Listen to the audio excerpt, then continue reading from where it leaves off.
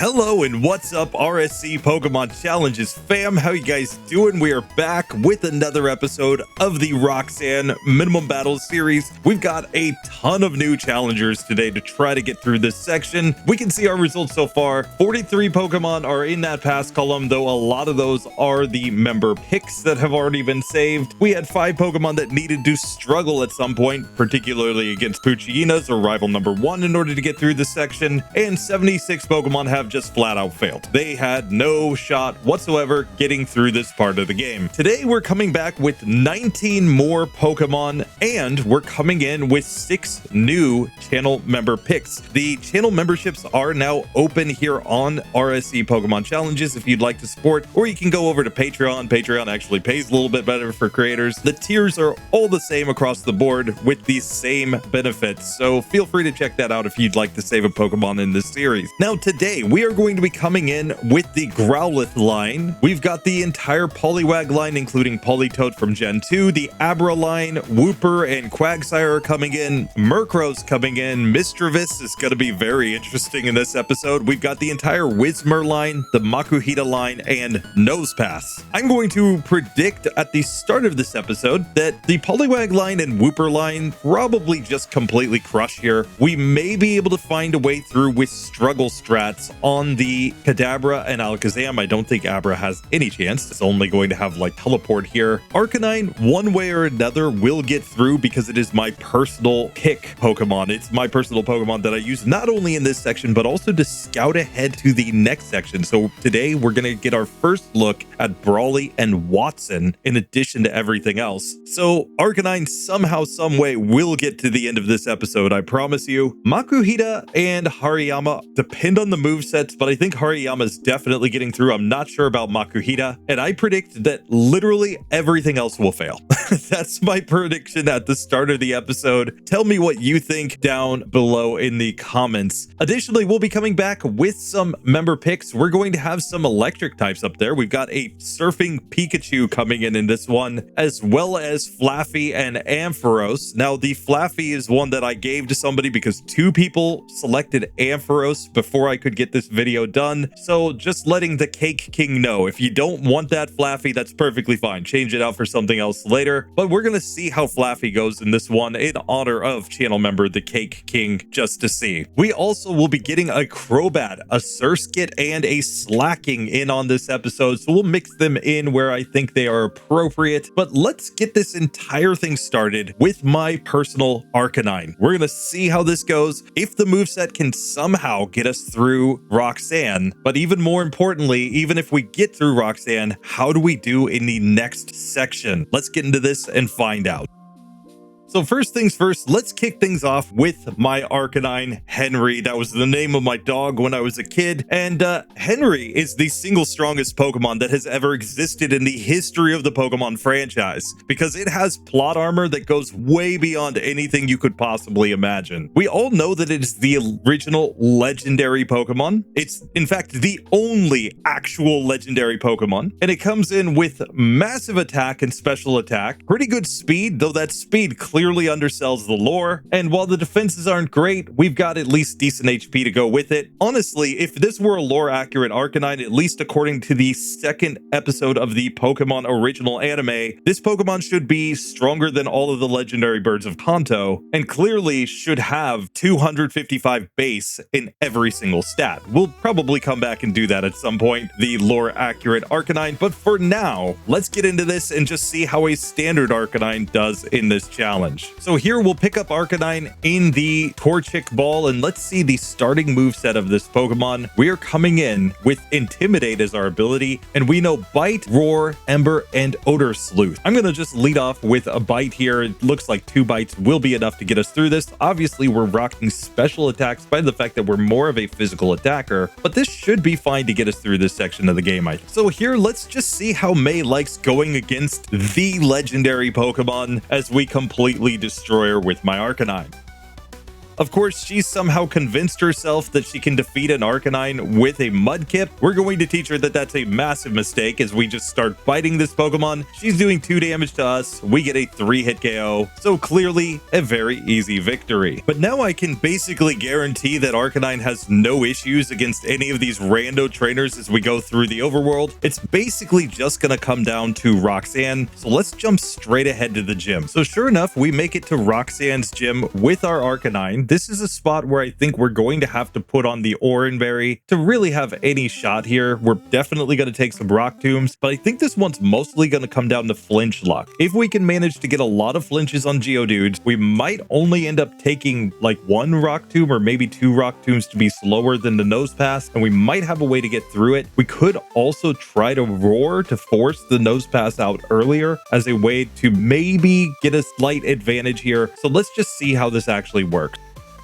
So Roxanne attempt number 1. First, let's just see what the ranges are on this first Geodude. I went Ember by mistake. It went for Defense Curl there, which it can do some percentage of the time. We get a nice flinch, and it looks like Bite is just 3-hit KOing here. She goes for her potion before finally going for a Rock Tomb that does 16 damage. We're still above half health after that Rock Tomb though. Currently, we are slower than the Nosepass, so in theory, we wouldn't get the Rock Tomb from that Pokemon unless it was going to KO me. So we might be able to get a range where with enough flinches, etc., we can get through this. Still, we are getting 3-hit KO'd by Rock Tomb here, so we're going to need a lot of luck to get through this one. There is, of course, also the possibility of going for Ember to try to get a burn so that we further reduce the power of the opponent's hits. But otherwise, it seems we need 2 flinches on each of the Geodudes in order to knock them out. Here we get a crit, so we do manage to get to Nosepass for the first time. In this case, it goes Rock Tomb though, because it's just going to knock me out from that level of health with that move. I think we would have to get to the final Nosepass on like full health in order to actually get a victory. So I think we just have to bite and hope for some like crazy flinch luck here in order to actually get through this. We've also seen that sometimes the Geodudes will just go for Defense Curl randomly, which could also help us here. It's not guaranteed that they always just use the Rock Tomb. Now, what I can say after a lot of resets here with my Arcanine is that it's pretty clear this Pokemon does not manage to beat Roxanne. You're basically just getting 2-hit KO'd by the Rock Tomb, and if you take even 1 Rock Tomb from these Geodudes, you are slower than the Nosepass, and Nosepass will simply go all in on attacking you with the Rock Tomb because it will just see that it has the KO on you. So basically, this is impossible with Arcanine. That means that we can effectively just eliminate Growlithe here, but this is my personal Arcanine, so we can take it a little bit further.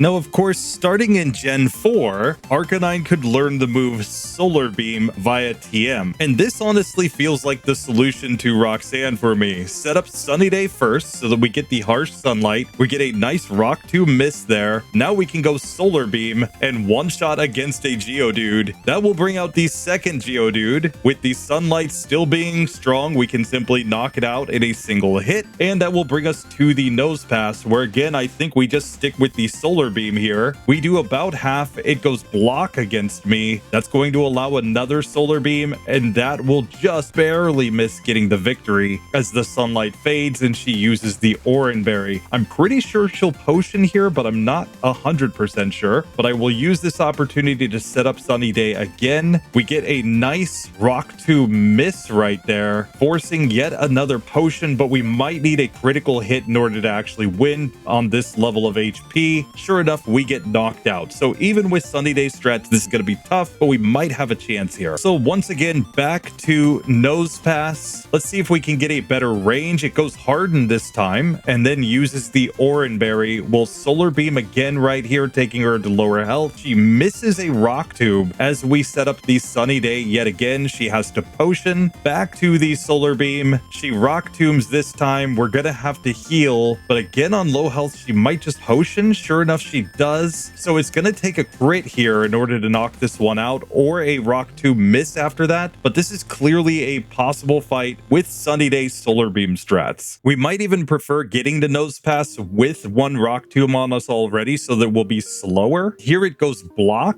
I'll try a Flamethrower to reduce its HP a little bit as the sunlight fades. The problem is that after that, when the sunlight fades, we wouldn't knock out with a Solar Beam even if we could use it. So this is really, really luck-based with this Pokemon. We basically want her to use like Hardened or something with this Nosepass. That makes me think it might be better to go Flamethrower so that she takes less damage. We actually get the burn here as well. I'm going to set up Sunny Day again as the sun fades, but with the burn, we might not take as much damage, and that might be what we actually need. She goes Harden right here. That's going to force her to use the Oran Berry. She tackles again, but we go for the Solar Beam, and this time we finally win. So getting the bird on the Nosepass is the key to getting through with Arcanine here, but that tells us that Growlithe is 100% out of there. Growlithe does not have a chance on this fight whatsoever. Still with that done, Arcanine now gets to move on in the game, and let's go scout out the next sections here. Of course, we're going to have to go do this whole Devon Goods thing and get the Pokénav, but this section should be fairly easy. All we have to do, of course, is we'll talk to this guy. He's going to give us the quest, and when we run over here, of course, Old Man Briny is going to tell us all about his little Pico, and we're going to have to go save it. So let's get into this section and try this out. There's just a random Pokeball sitting right there. Nothing too exciting to look at, but now we can make our way to this fight against this Rocket. Here in this fight, of course, he's going to lead off with the Poochyena. I think I can just Flamethrower against this Pokemon and get an easy victory. Sure enough, I can. And with that, we will save little Pico and be able to move on in the game. Mr. Briny is going to have to owe us one in just a second here. Here we'll meet some president guy who wants us to think that he's really important, and he's going to send us on more quests. But now with that done, this is where I'm actually going to start catching some wild Pokemon with these challengers that actually managed to get through this section. We will, of course, avoid fighting May because we don't want to fight her at this point. She's not required, but we do start to need some overworld HM Pokemon that we can use for different things. I just didn't want to waste all the time to catch wild Pokemon with every single challenger when it's not clear if they'll actually be in the running later on or not. Now, for the sake of saving time, I'm going to be using Master Balls here. I mean, guys like Scott and Gym Leader Matt will like program in where these HM Pokemon are just auto catches. So it's basically the same thing. We just don't want to sit here forever trying to catch wild Pokemon and just like missing 20 Pokeballs in a row or something. That's not really the point of this whole challenge. Now, generally speaking, I'll be catching things like Meryl that can use a lot of HM moves later on. We'll definitely get access to a Zigzagoon as well, but definitely tell me if there's a better strategy for choosing which Pokemon to keep as my HM friend. So with a little catching out of the way, we will come here to see Mr. Briny and of course tell him all about our little quest and the fact that he owes us one to sail us off to Dewford. And here on the island, I think there are a couple things to do. Of course, we can pick up a silk scarf if we need it, and we need to deliver a letter to Steven Stone himself. Of course, we can also learn Flash here, which can be used in battle as an accuracy strat. Obviously, something we're not going to do with this Pokemon, but something that we could end up using later. Currently, we won't be able to see super well in here, but fortunately, it's a pretty simple dungeon. We can grab an Everstone if we ever want that to just avoid the annoyance of trying to evolve in between every battle. And then we can come see Steven Boy, give him the letter, and get access to our TM Steelwing that we can now use as we move on in the game. But with that little simple quest done, I think it's time to at least check on Brawly and just see what he looks like with our Arcanine here. I'm not great at this route just yet in the dark, but I do know that we can eventually find a way past all of the trainers, just like that. And then you can make it to Brawly, so there are no required trainers in this section of the game other than Brawly himself here in Dewford. I'm going to test him one time with this Arcanine just to see what the fight actually looks like and see if we can get a victory. But if we can, in the next section, the goal is Watson. So we'll simply walk right past this guy if he's not actually possible to beat.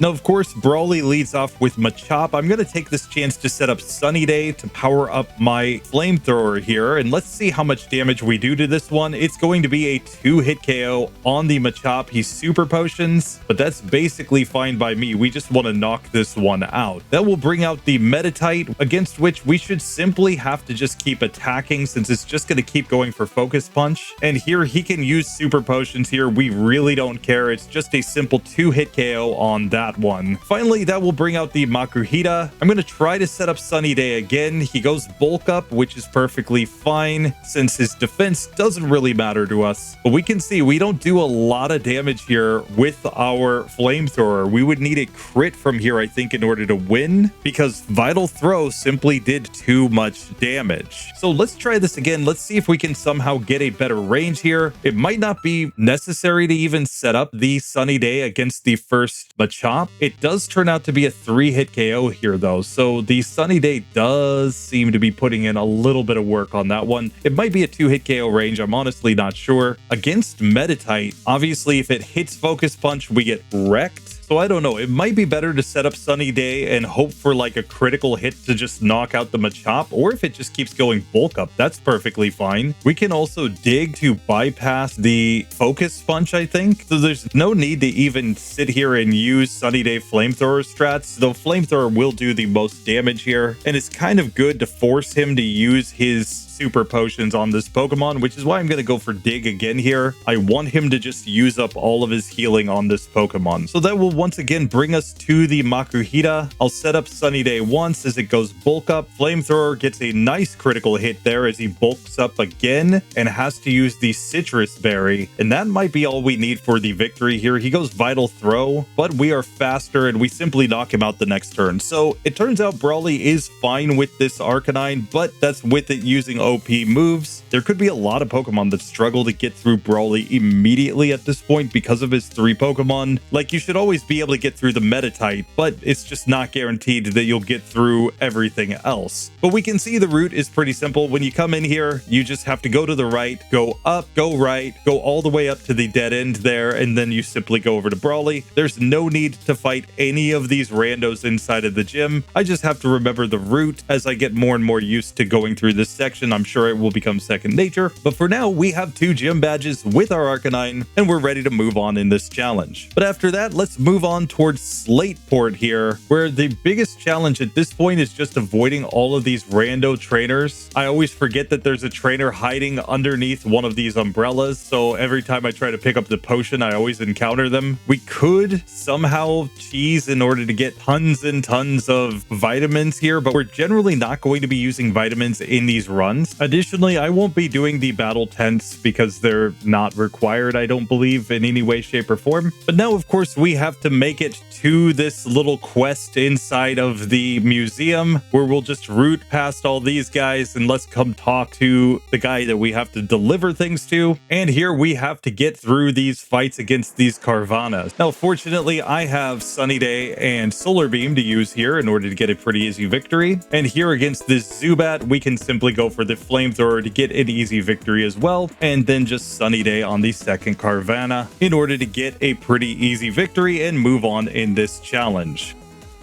If I recall correctly, this guy gives us a TM, but now we're ready to move on up north where we have to fight against Rival 2. And this is the first spot where I'm going to basically be pretty different from what we've seen in like J-Rose's minimum battles version of this game. Because when I'm talking minimum battles, I'm talking about minimum battles as a solo run, at least as much as we can make it as a solo run. So I'm going to deposit all of my other Pokemon into the PC right now as I make my way up north, because there are 2 trainers right here that we could fight as a double battle, but to me, fighting 2 trainers is fighting 2 trainers. It doesn't matter if they're one battle or not. You're still fighting 2 trainers and getting XP from 2 trainers. So as far as I'm concerned, we're coming in this with 1 Pokemon against this Plusle and Minun here. We will try to go dig strats here since they're electric types. And sure enough, that's, whoa, not quite a 1-hit KO. Turns out to be a 2-hitter. Rip. Still, we should manage to get through these 2 trainers without too much difficulty now that we've leveled up. up. Growl is kind of bad for us. At this point, I will change into the Flamethrower when they are just lowering my attack stat over and over again, and we can get through those two just fine. But we can see definitely that it's possible for Pokemon to lose this fight on the basis that they have to take these two on back to back in a row. But with that out of the way, the next fight is to fight against our rival, and she is not going to be a pushover.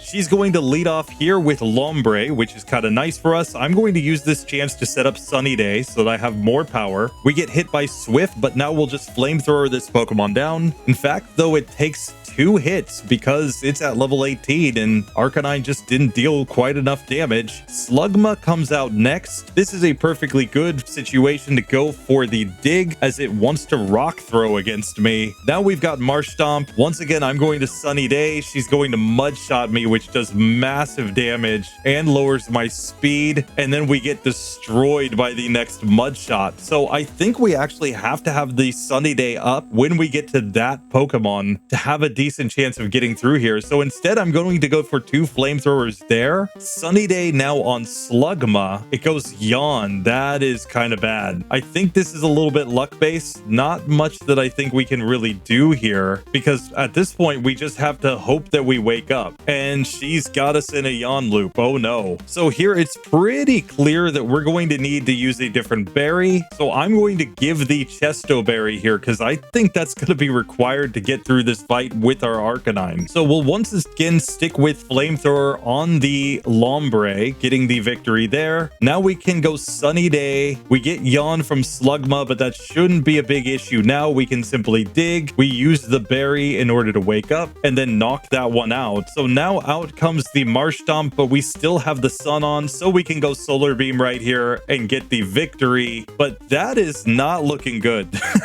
If an Arcanine is struggling that hard with its super high base stat total, I'm not sure how we're going to do with anything else here. Now, fortunately, we don't have too many more battles to take. We do have to fight these 2 trainers, but we can take them on one at a time. So that, fortunately, is not too bad. And just like that, we make it to Mawile. So, of course, we will pick up the Rock Smash right here so that we have access to that. We can pick up a Bicycle. And, of course, now it's time to fight good old Wally and just see how he's going with his Ralts before we try to get into this gym. I expect pretty much every Pokemon to win this fight eventually. Here, I'll simply go Flamethrower and destroy him, but still not looking great right here.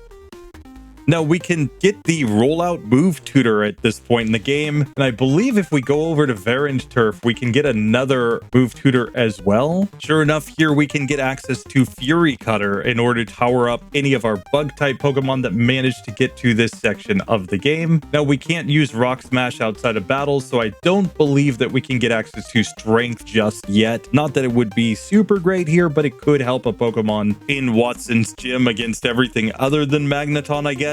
But the much bigger thing is that we get access to the Game Corner at this point. Now, my rule is pretty simple. Game Corner TMs are allowed. They're simply a last resort. We don't go for them immediately. We go for them when it's clear that we cannot otherwise progress in the game. Now, it's worth noting that going north from here, there are no required trainers on this route, so we don't get to do any additional training there. However, my understanding is that these trainers over here going on Route 118 are required later in the game in order to progress. So typically these two would want to take us on in a double battle. So I'm going to fight against this youngster with his Zigzagoon, as well as the Aroma Lady Rose right here with her Rosalias and Shroomish. Pretty easy victory to get through those, but later on we'll want to surf over here. If that's at least my understanding, definitely tell me if somehow those are skippable and I'm wrong. But the fact is that I think a lot of Pokemon in this section are going to be looking for every possible advantage that they can get, including going for the move tutors, including going for some Game Corner TMs to progress, because Watson just has a reputation of being really, really tough. Now, the other thing that I know is that there is a route where we just have to fight that one youngster in order to progress in here. It's just not a route that I know very well. So I will fight the youngster since I know that he is required, and then we can move on to Watson himself here unfortunately, it is possible to run out and heal up before Watson as well. So with that, let's just see how the Watson fight goes. This will be our next goalpost in the series because we have to beat him to use Rock Smash outside of battle. There's no way for us to progress further in the story without fighting Watson right here.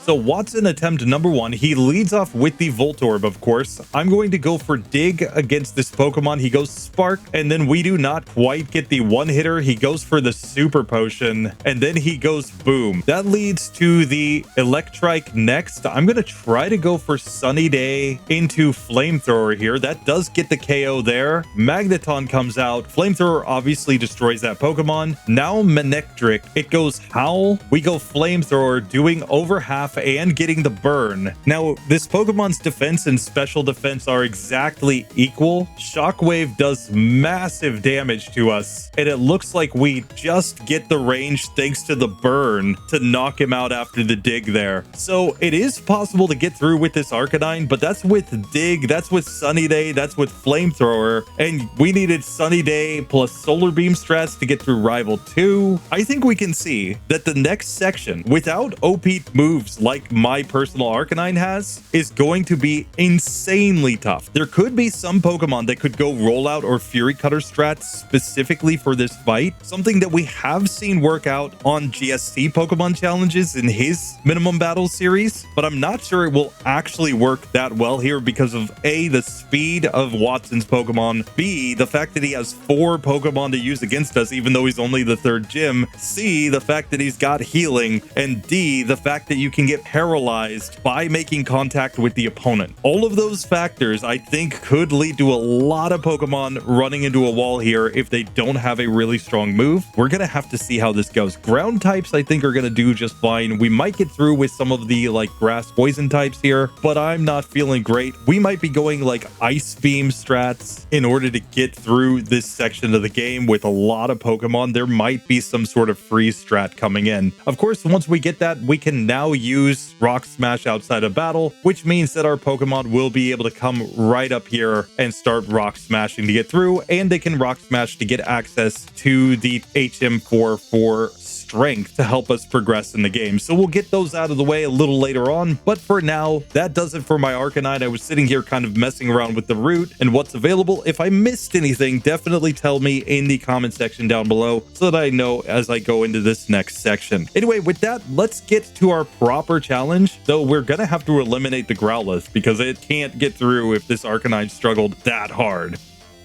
But with that section done, now that we've scouted the next part of the game, let's get back to Roxanne and let's lead off with our water types. Some Pokemon that I think will actually have some decent chances of getting through here. We're going to lead off with the fully evolved Poliwrath and Politoed, as well as Quagsire being a mixed water type, to just see how they do in this section of the game, and then we'll step down through the evolutionary lines, assuming that the fully evolved forms get through. I'm going to lead off with that Poliwrath, which has a pretty good setup here, being a water fighting type. If it gets any stab in either of its typings, it should be just fine here.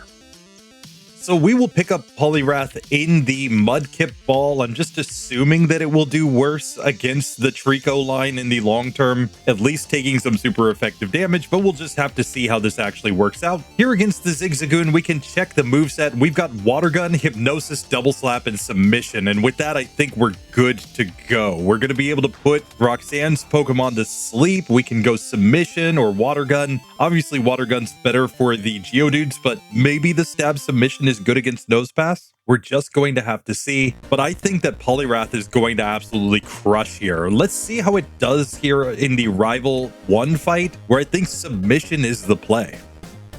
So against May's Trico, I'm just going Submission. We missed the first one, of course. Standard, but then we nearly one-shot after that. I think we can just double slap this one down from there, and we get a nice easy victory getting to level 6. The medium slow level up group is going to be really nice for this Pokemon, and I think it has some chances that it goes through everything. I mean, we'll hopefully be able to get through Roxanne, maybe take on Brawly, maybe find a way through rival number 3, and then Watson's going to be rough, but maybe, just maybe, with bulk up plus some submission strats, we could get it to go. I'm honestly not sure, but that would be my try at that point. For now though, I don't expect any issues until the gym, so I'm just going to make my way straight there. And sure enough, with just a ton of easy victories, we make our way to the gym with Poliwrath. I'll give the Oranberry just to be safe here. We are a little bit faster than the Nosepass, so we're pretty likely to get hit by a Rock Tomb, but otherwise they're not really going to want to use Rock type moves because of our resistance, I think. Let's just see how this fight actually goes. So Roxanne attempt number 1, we're just going to lead off with Water Gun on the Geodude. That gets an easy one-hit KO. We get to level 11. That brings out the second Geodude, which we can again just Water Gun on to get an easy victory, getting to level 12. And now Nosepass. This is where I think I go Hypnosis to put it to sleep. Let's just see how much damage we do with our different moves. Obviously, Nosepass is a little bit more physically defensive, but Submission is super strong here. We missed the first Submission, so we don't get to see the range, but the second one does about half. And that tells me that we probably can get through with submission strats. Of course, when it wakes up, I am going to put this one back to sleep. It misses a Rock Tomb, which is nice. Water Gun's not doing nearly as much as submission, so even though she did use one Harden, I think we can just stick with submission here. Just taking this one down to low health. We're going to force her to use all of the potions. And even after that, she's on nice low health and we can simply knock her out. So Poliwrath gets through this one super easily. I mean, I would have expected that given its dual typing is just perfect for this gym. Having her miss a Rock Tomb is also pretty clutch there, but that means that Poliwrath is just moving on in the game. No issues whatsoever.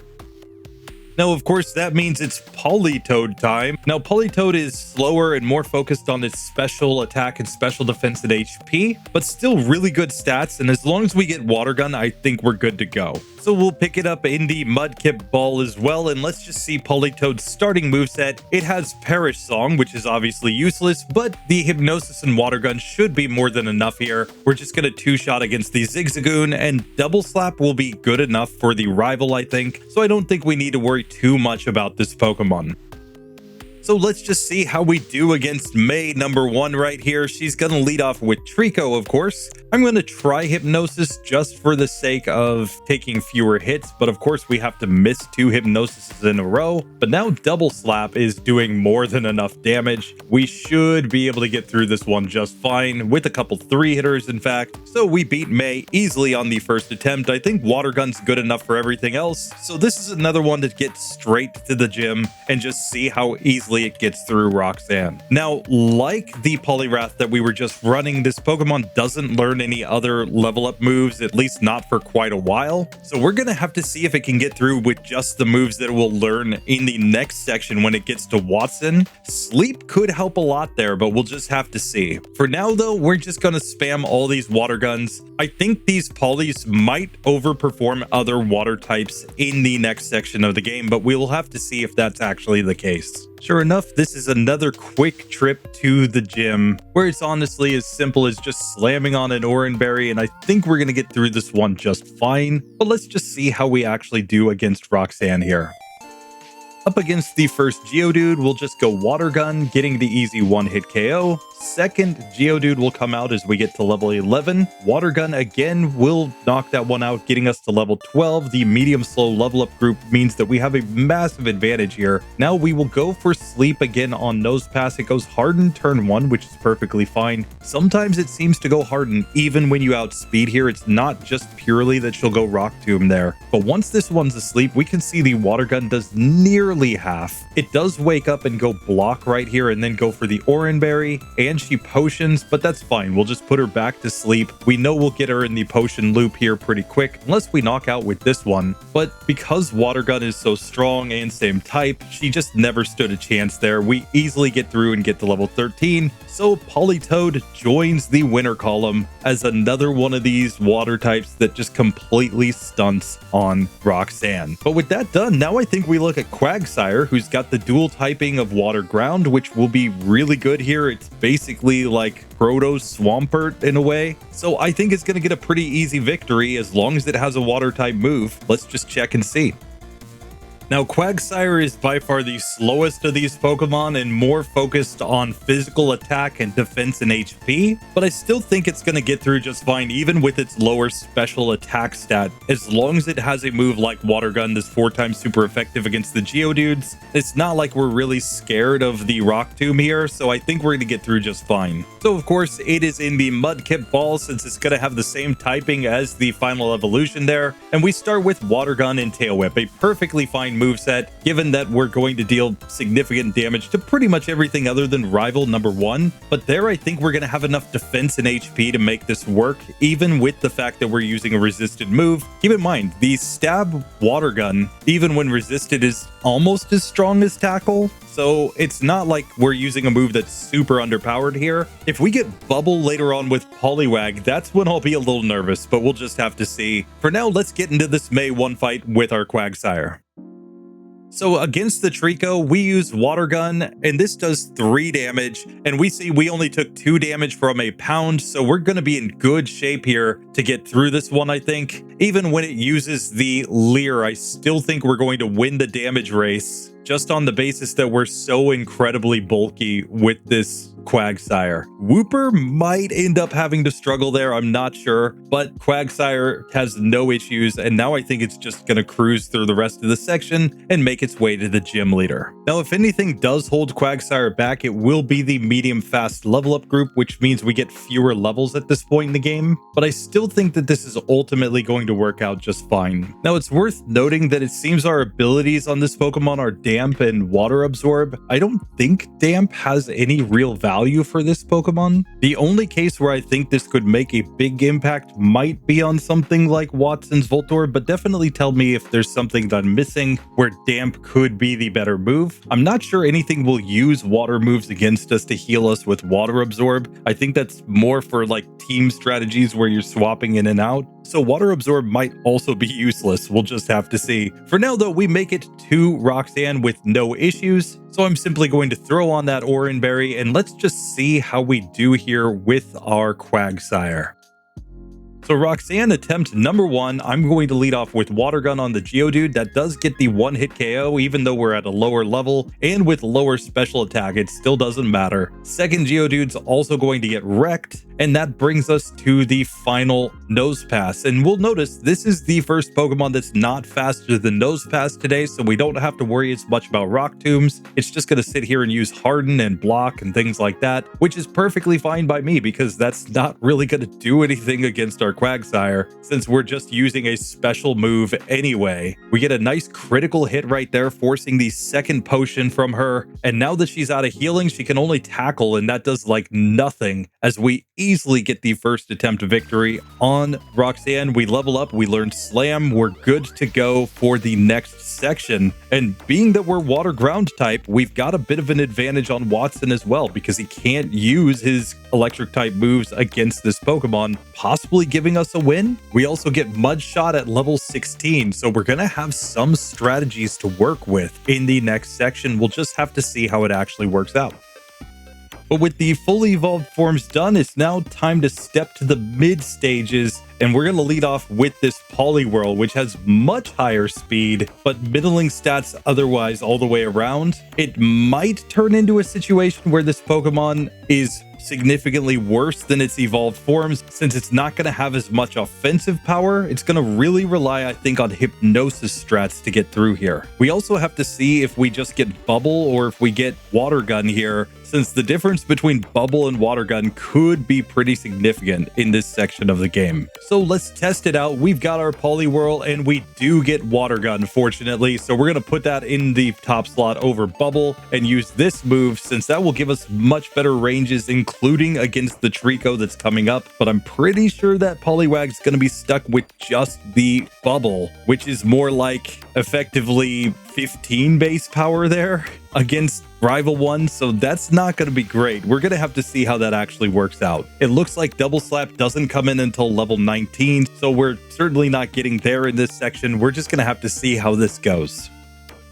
So May attempt number 1 right here. Let's go Hypnosis on the Trico. And now I'm going to go into the Water Guns, just hoping to deal as much damage as I can. We can see we did 2 damage with the first hit. Our speed plus sleep should make this fight possible though, since even if it wakes up and starts going for some pounds, I think we will simply survive. We can always put it back to sleep and just go back into the water gun spam here. And at this point, I think we've gotten it down low enough that we don't even need to mess with sleep anymore. Just go all in on attack. It shouldn't be able to catch up to us and actually knock us out. Sure enough, we managed to get through just fine. We get to level 6. From here, I don't think we have any issues until the gym. So once again, I'm going to jump ahead to that section and let's just see how we do against Roxanne with this faster water type Pokemon.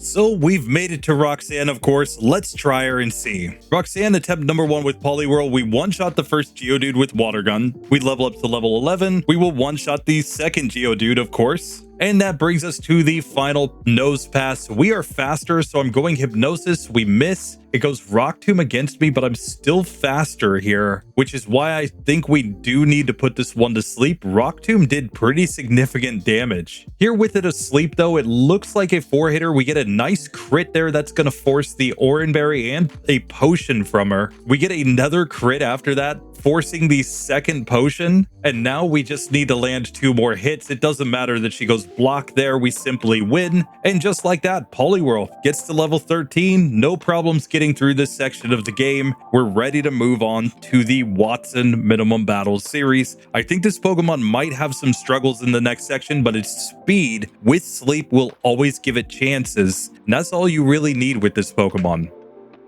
But now it's time to step down to the first stage evolutions, and I'm going to start with Poliwag because it was right next to Poliwhirl in my list. And of course, we come in with the same speed as our evolved form, but with lower stats in everything else. So I'm not sure how this is going to go. I also think we're going to start with only Bubble, which could make this Pokemon really tough to get through. I'm pretty sure we will also start with Hypnosis though, and that could be the key to getting us through the Rival 1 fight. If we get through Rival 1, I think we could then use Hypnosis plus Bubble to get through everything else on our way to Roxanne. I'm just interested to see what level we would get access to Water Gun here. And here, sure enough, we start with only Bubble. So that's really bad. We have to get access to Hypnosis if we're going to have a shot here. Hypnosis comes in at level 7. Water Gun doesn't come in until level 13, which would be the level we reach after beating Roxanne. So we're going to have to do Bubble strats in order to get through this section. Bubble can lower the opponent's speed, but when you're already this fast, I don't think that gives any advantage to this Pokemon. So we're just going to have to see how this Trico fight goes, but we might have to struggle here to get through.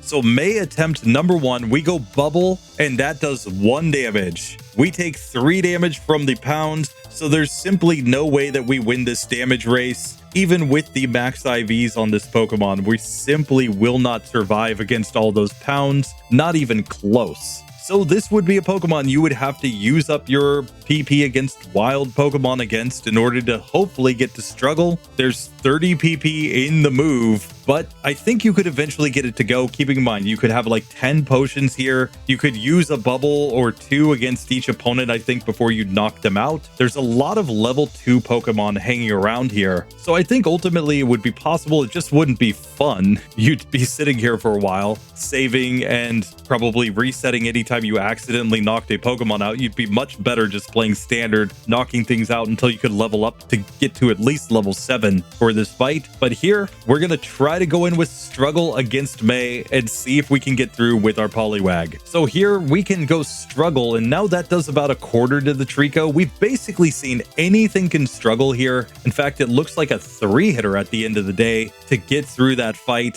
So Struggle strats are OP, that's the answer, and we might be better off sticking with Struggle against everything until Hiker Devon, just because it probably does more damage than the Bubble does. Like, you got to keep in mind, Stab Bubble is effectively 30 base power, whereas Struggle is 50 base power, and we have slightly better attack than special attack. So I think we're better off just slamming a potion here and going into this youngster fight with Struggle.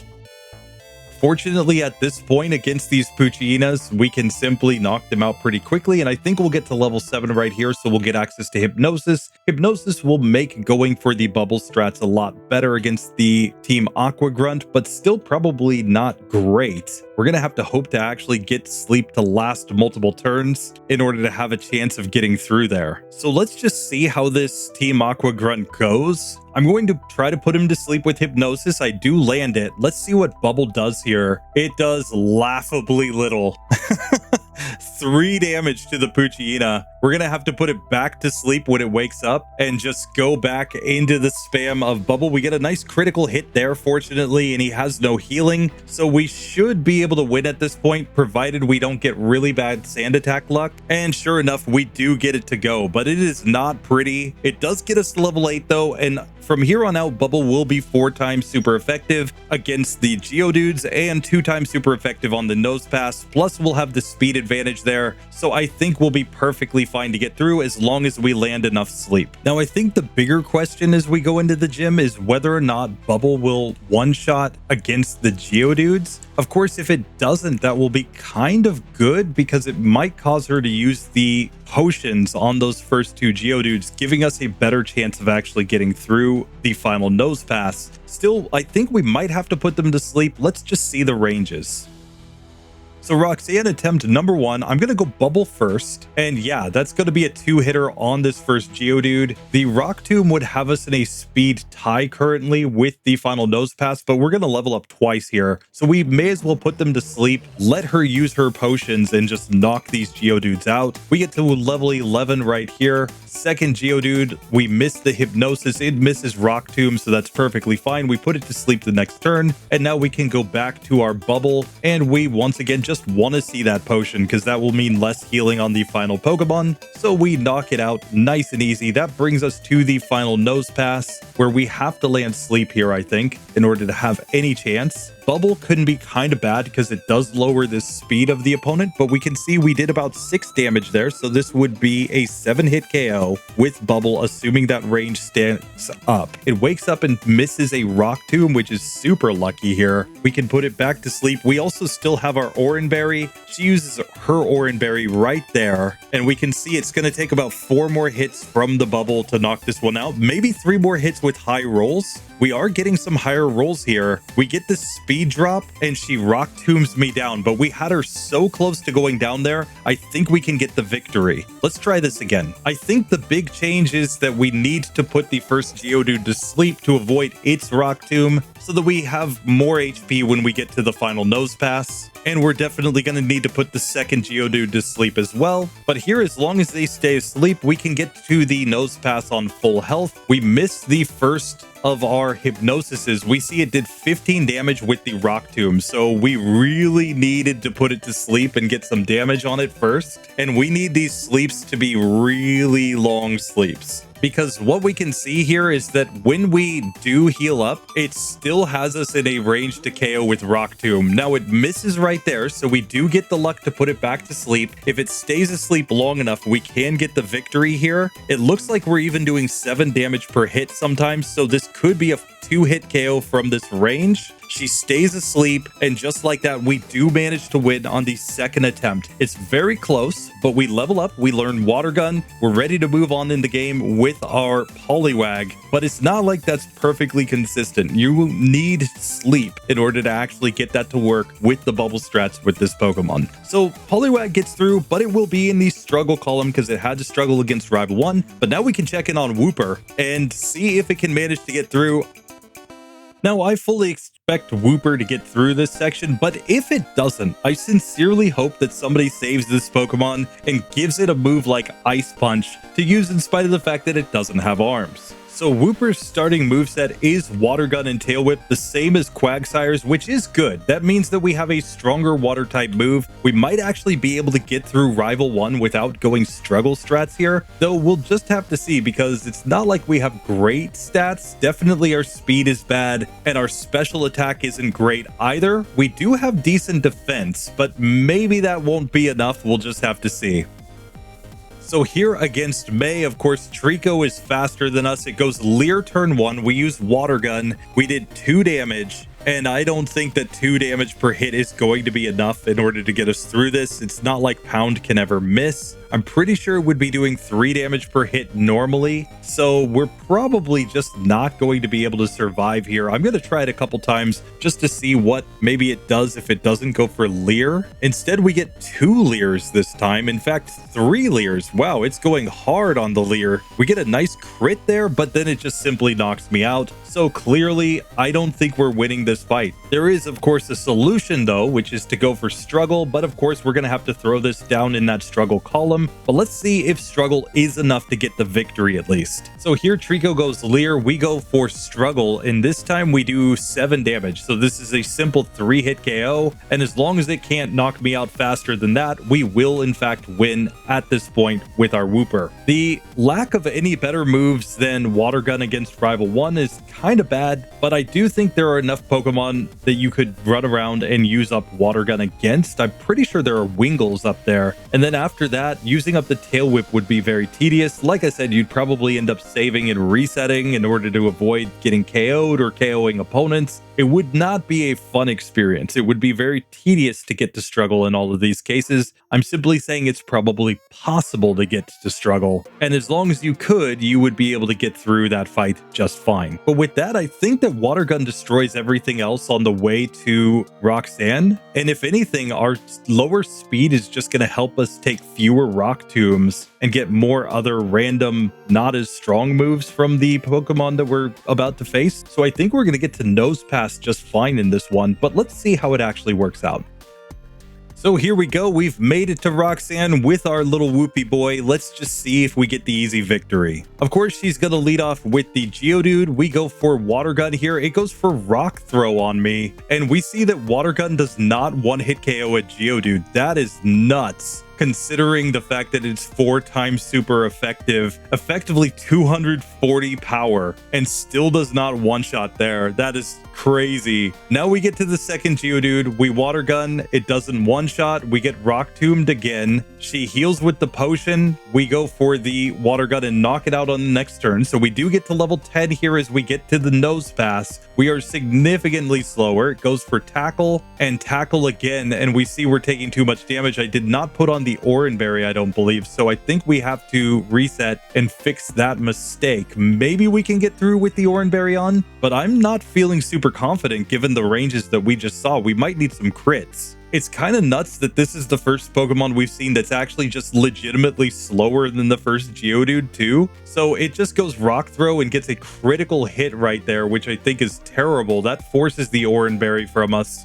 And we don't even get the 2-hit KO. I think we want Defense Curl from that Geodude turn 1. After that, Tackle's not a big deal from the second Geodude, and we can knock it out. So we get back to the Nosepass, but we want Harden or Block or something like that. Instead, it just goes for Tackle here and knocks me out pretty easily. This could be bad. This time we get Defense Curl from the first Geodude though, and we get a critical hit, so we one-shot. We get to the second Geodude, and we're actually faster than this one. It Rock Tombs, but now she's gonna Potion, and we know that we'll simply knock it out after that, or maybe not, but we get both of the potions used there, so we knock that one out after the 2 potions used with only 1 hit taken. Again, we're slower than Nosepass, but on this high health, it seems to go Block. We get a critical hit Water Gun. It misses a Tackle. That forces the Oran Berry. Now it tackles again, and our Water Gun just isn't doing enough damage. No, we get the Oran Berry at least though. It takes us down to 8 HP, and we simply could not take it down. It had 3 HP remaining. I think the critical hit Tackle mattered though, so I'm gonna have to try this one yet again. And I think we're resetting for runs where we get Defense Curl from the first Geodude to have any shot here. Our lack of defense is really a major issue. This time we have to use our Oran Berry on the second Geodude, but we do knock it out. So that brings us to the final Nosepass. It goes Harden turn 1. It goes Block turn 2. We get a crit there that forces the Oran Berry. Now she tackles again, and she gets the range to knock us out there. Ooh. This is really not looking good. So I think we really need her to get focused on using Harden with this Nosepass. as we get it to use the Oran Berry, and then I think we might need a critical hit here to have a chance to actually win. We use our Oran Berry, getting back to 21 HP, and this time it tackles, but we manage the range, so we finally get through. It took a bunch of resets there on Roxanne. Don't count that 111 resets. That's like all the resets that I've taken so far in this entire session that I've been doing these Pokemon, including all the testing I was doing with Arcanine. So that is not legit, but we still took probably 7 or 8 resets to get through Roxanne in the end with Wooper. And that's on top of the fact that it had to struggle against Rival 1. And it just comes down to the fact that this Pokemon doesn't have great offensive stats, has low speed, and doesn't have amazing HP or anything to really back it up with. So Wooper is close. I think on less than max IVs, if you were running like worse IVs, you would probably fail here. If you were running a better, more beneficial nature, something like minus speed plus special attack, maybe you would get through pretty easily. But the ranges on just a hardy nature with max IVs is really, really, really on the borderline here. It does get through, but I don't feel great about this Pokemon moving forward. I think Rival 2 is going to destroy it. We'll just have to see. But for now, Wooper does beat Roxanne at least, so it moves on in the challenge.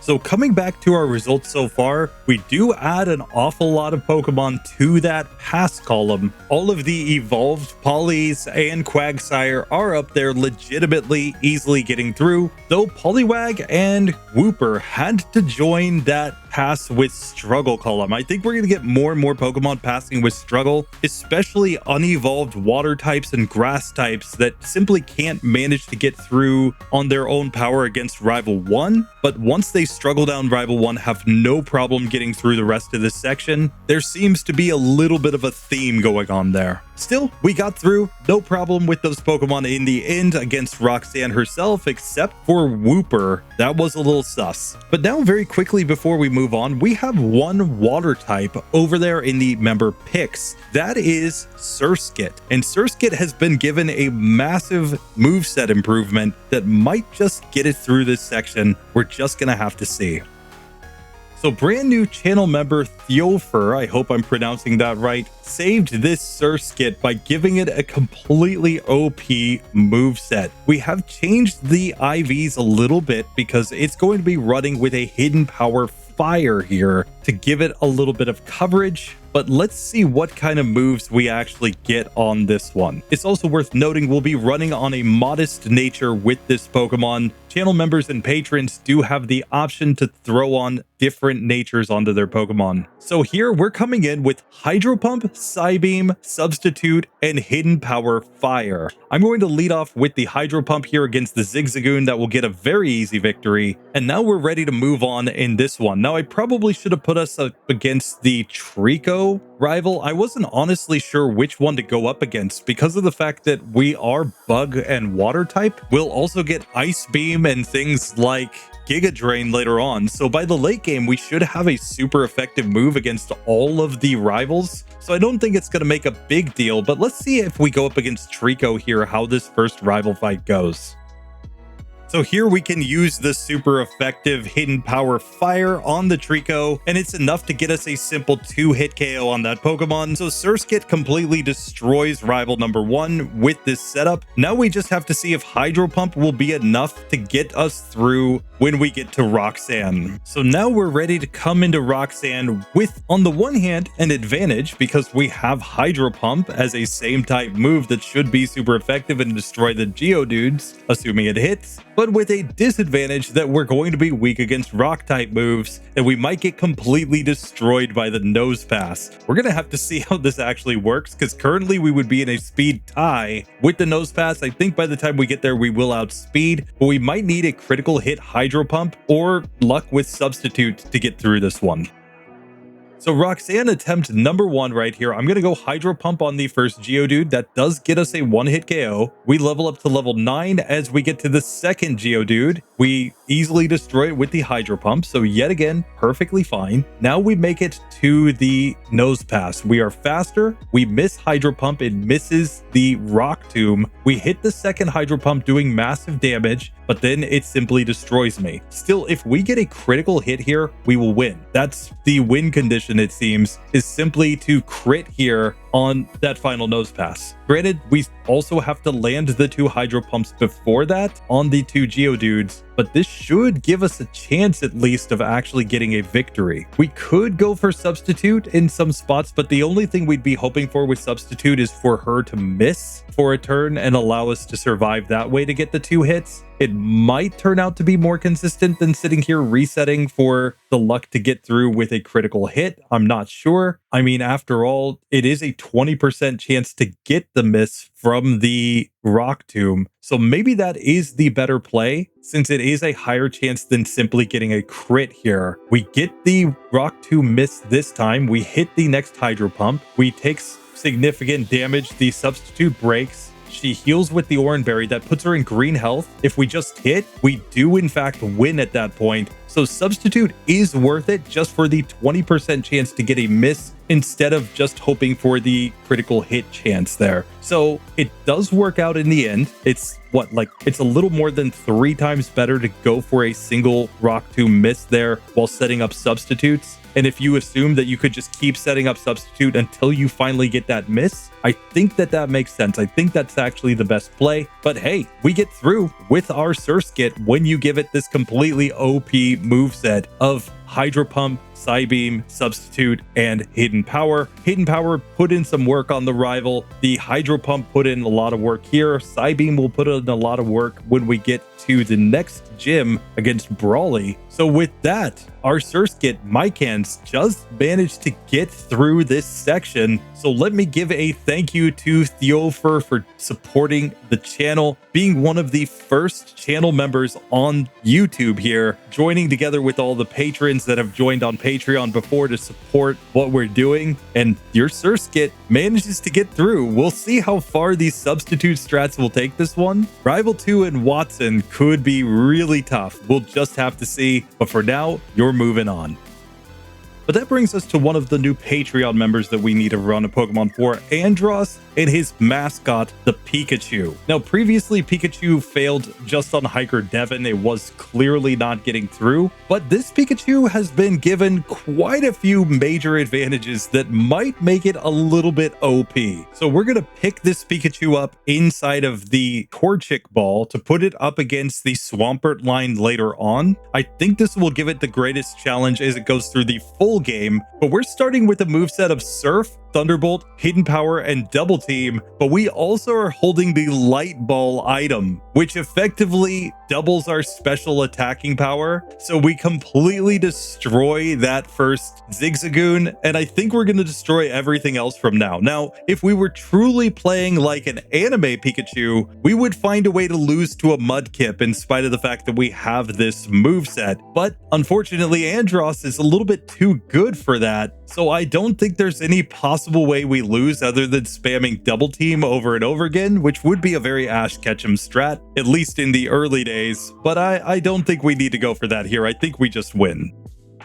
So May's going to send out her Mudkip, and she forgot that it's not yet a ground type, so we just go Thunderbolt, getting an easy one-hit KO victory. And now we're ready to move on in the game, where last time we were walled by Hiker Devon, but I think we've got a nice little surprise for him when we get there. Now, quick note from Teo from the future here. Andross sent me another message later on telling me that he would like to change this Pikachu to instead have Brick Break rather than Double Team. I'm 100% here for it. We don't need to run Double Team strats. I think this one's strong enough as it is, but let's just see if that is actually the case. Brick Break does give us a really good strategy against these random Poochynas, so we shouldn't have any issues there. On top of that, we're running Hidden Power Ice. So we've got 3 moves that are going to be effectively powered up by the Light Ball. Since it doesn't care if it's an electric type move or not, it just cares that it's a special move, at least in this generation. I believe in later gens, it just doubles all offensive stats of the Pikachu, which would be even more OP,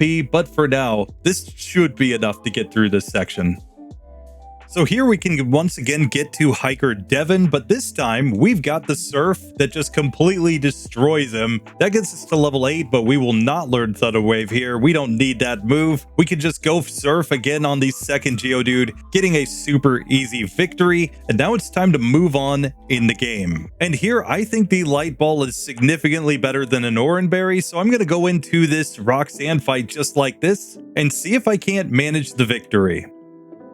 So Roxanne attempt number 1, she leads off with the Geodude. We go Surf and get a 1-hit KO. That will bring out the second Geodude as we get to level 9. That is another easy 1-hitter. And now we get to the Nosepass. Let's see what kind of range we get with Light Ball Pikachu here. We do over half with the first Surf. It goes Rock Tomb, and we are no longer faster at that point. So I think we have to crit on the final Nosepass. But this is totally legit. This is the way that a Pikachu would normally run, of course. It has to find a way to get incredibly lucky at the end to get the victory, but I think we'll eventually get this to go. This time she goes Block instead, clear mistake, and that simply gives me the victory on the second attempt. 100% Game Freak and Nintendo approved way to play the game of Pokemon. So just like that, Pikachu is through. Let me give a massive thank you to Andross and his Mascot for supporting the channel over there on Patreon. You have crumbled Roxanne's defenses, and we are ready to move on in the game. But that brings us to channel member Omegon and his Ampharos named Blade Run. Now he requested that we try this Ampharos with Fire Punch and Iron Tail. And at this point, we might just be able to make our way through to the gym leader without any issues, but I'm going to test this out and see. First, we've got to fight against Hiker Devon, where Iron Tail is the obvious strategy, and it looks like it's simply going to be a 2-hit KO. We can also Fire Punch here when they're on low health, since Geodudes don't have great special defense. In fact, it looks like Fire Punch is just 2-hit KOing there. So we managed to get through Hiker Devon super easy. Now it's time to go to the gym and see if we can get a victory there or not. The medium slow level up group could be putting in some work here for this Ampharos. We're just gonna have to see, but I don't think Iron Tail's one-shotting here. We might need 2-hit KOs or crits to get through the Geodudes, and we are a little bit too fast, so we probably have to take at least 1 Rock Tomb to be slower than the Nosepass, but we might not actually want to be slower than the Nosepass. I'm honestly not sure. Let's test this and see. So Roxanne attempt number 1 right here. Let's go for Iron Tail. That does over half to the first Geodude. It Rock Tombs. We're still faster, so we can Iron Tail it again to knock that one out, getting to level 11. Second Geodude comes out. We Iron Tail, doing over half. Another Rock Tomb comes in, but we still outspeed, so we knock that one out as well. And we still have the Oran Berry on. So we've got some chances here. Let's just see what we do with different moves. I'm going to start with the Iron Tail. She goes Harden, which is not great. Iron Tail can drop her defense, but now I'm going to see what Thunder Shock does instead. They look pretty similar, especially with her setting up the physical defenses here. We might be better off just going for the Thunder Shock at this point. We get the Oran Berry as she gets paralyzed by our static. I'm going to try to Iron Tail here and just see what kind of range we get. We might need some defense drops to get through this Pokemon. When we get static, of course, she's just going to sit here and spam the Rock Tomb, but then we get a crit. So we actually managed to get through on the first attempt. Oh, Omegon, you're too OP. Too OP with this Ampharos. Oh, I can't believe we got the crit right there to actually win. I was about to say that this is basically still impossible, but the crit makes it work out. There is no type weakness, so hey, we'll take it. So So let me give a massive thank you to Omegon for supporting the channel. He was the second channel member to join here on RSE Pokemon Challenges on YouTube. Thank you very much for your support. Your Ampharos is ready to move on and maybe gets through Watson with this setup. I mean, it's got enough moves, I think, to try to get through. Fire Punch should get us through the Magneton. So let's just see how it goes. So that brings us now to channel member TheKakeKing, who is supporting this Flaaffy, at least for now. He may come in and say he wants a different Pokemon, but he wanted Ampharos, and I initially said that's fine, but then I realized that Omegon had requested Ampharos before TheKakeKing, so sorry TheKakeKing, but the best that I could do is give you Flaaffy for now, but maybe you decide to upgrade it to something else. But this Flaaffy is going to be coming in with a very nice moveset. Now, we didn't even run Flaaffy previously because of the fact that Ampharos got wrecked, but it will be inside of the Torchic Ball. Its normal starting moveset is Tackle, Growl, and Thundershock, which of course Thundershock's enough for the first battle there, but now we're going to upgrade this one to have a significantly better moveset. We have upgraded Dolly the Flaaffy to have a moveset of Body Slam, Brick Break, Thunderbolt, and Reflect. Reflect is an egg move. All the rest of these moves could be learned via move tutors or via breeding or via TM, so it's a legal moveset on this Pokemon. And I basically have the idea that what we're going to do, we're going to set up Reflect to try to survive more turns against Roxanne. We'll see if it actually works, but it should give us some advantage here. As we come into the Rival 1 fight, of course, we'll just Thunderbolt because she forgot that she wasn't ground type. She'll have to wait until the next rival fight to get an advantage on this Pokemon. But with that done, I think we won't have any issues until we at least get to Devon, but let's just see how the Devon fight goes with this one. I also think we're going to get an advantage with the Thunderbolt against the Nosepass because at least there we're going against its lower special defense stat and it can't set up anything to make itself have higher special defense. Plus we're using one of our strongest same type moves. So I think it will give a pretty big advantage to this Flaaffy when we get there. We'll just have to see the ranges on that fight. That is, of course, assuming that we can get to the Nosepass with the Brick Breaks, though, and we're going to have to see if that's enough or not. So let's see how we do with this Flaaffy against Hiker Devon. Where against the Geodude, I think the strategy is to go Brick Break here. We see we did about half to this first one. We also get Static to paralyze it, but that doesn't really matter with the 2-hitter. Now we get a level up. We would learn Thundershock, but we don't need that move. We've got Thunderbolt. So instead, we'll just Brick Break on the second Geodude, getting a crit and a one-hit KO. That gets us to level 10, and the fact that we're in the medium-slow level up group means that we get that extra level, which is also a damage rounding level, so we will deal just a little bit more damage here against Roxanne. We're gonna have to see if it's enough, though, to actually get through this fight. So, TheKakeKing, let's see if this Flaaffy can get through.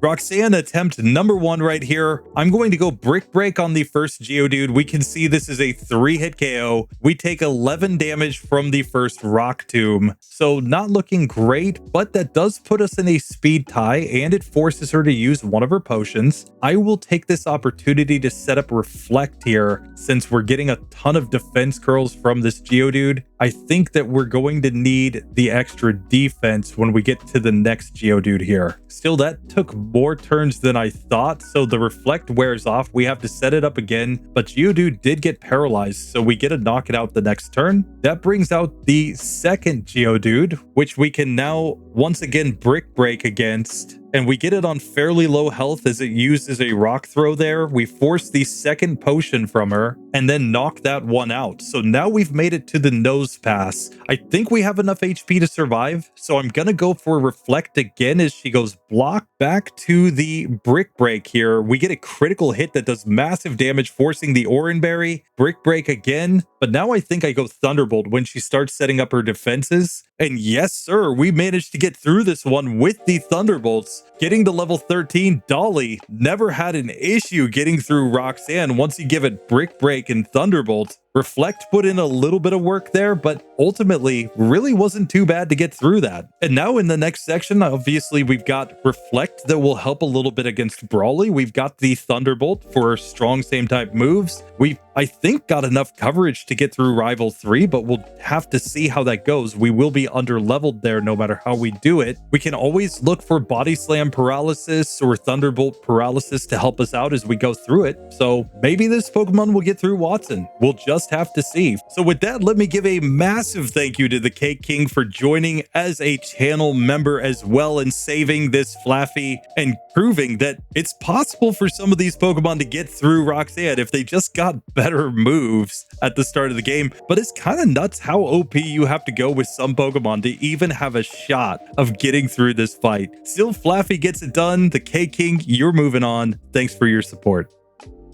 And with that, we can see a bunch more member picks jump up into that pass column. Obviously, being a Pokemon saved by a member is completely OP, so we would expect them to get through eventually, though we've seen some be very, very, very close. And we're going to have to see how our Crobat and Slacking go later on in this run. For now, though, let's get back to the action. Let's check in on our Psychic types. If Alakazam can manage to get through, at least after struggling against the Poochyenas, we'll check in on that Kadabra, but I think Abra is just out of there. I think it's got no chance because I don't think it has any moves. We'll double check just to see, but I'm pretty sure that's the case. So Alakazam has a couple good things going for it. It does have a massive special attack and speed stat, but it also has very low defense and fairly low HP. So I'm not sure if that's actually going to help it in this section when it gets to Roxanne, or if it just gets wrecked by Rock Tombs. We're going to have to see how this goes. Now, what I do expect is that we're not going to have anything other than Psychic type moves when we get this Alakazam, so we may not actually be able to beat a Poochyena with this Pokemon. We're just going to have to see. Maybe something like Disable could allow us to get through if we disable the move Tackle and maybe use a bunch of Kinesis or something, but I'm not sure if that's the moveset we're actually going to have with this Pokemon. So we're going to have to test it and see, but I'm guessing we start with Confusion, and that may or may not be enough for this section of the game. So I decided to put this into the Mudkip Ball to put us up against Trico later on. We'll see if that affects anything at all as we go through the run. And sure enough, we start with Teleport, Kinesis, and Confusion. We'll put Confusion in the top slot and one-shot the Zigzagoon, and we should be perfectly fine against Rival 1. The real question is just, are we going to be able to get through the Poochyenas without going struggle strats? Let's test this and see, but I'm going to make sure not to heal after the Rival 1 fight. I'm going to try to use up as much PP here as I possibly can.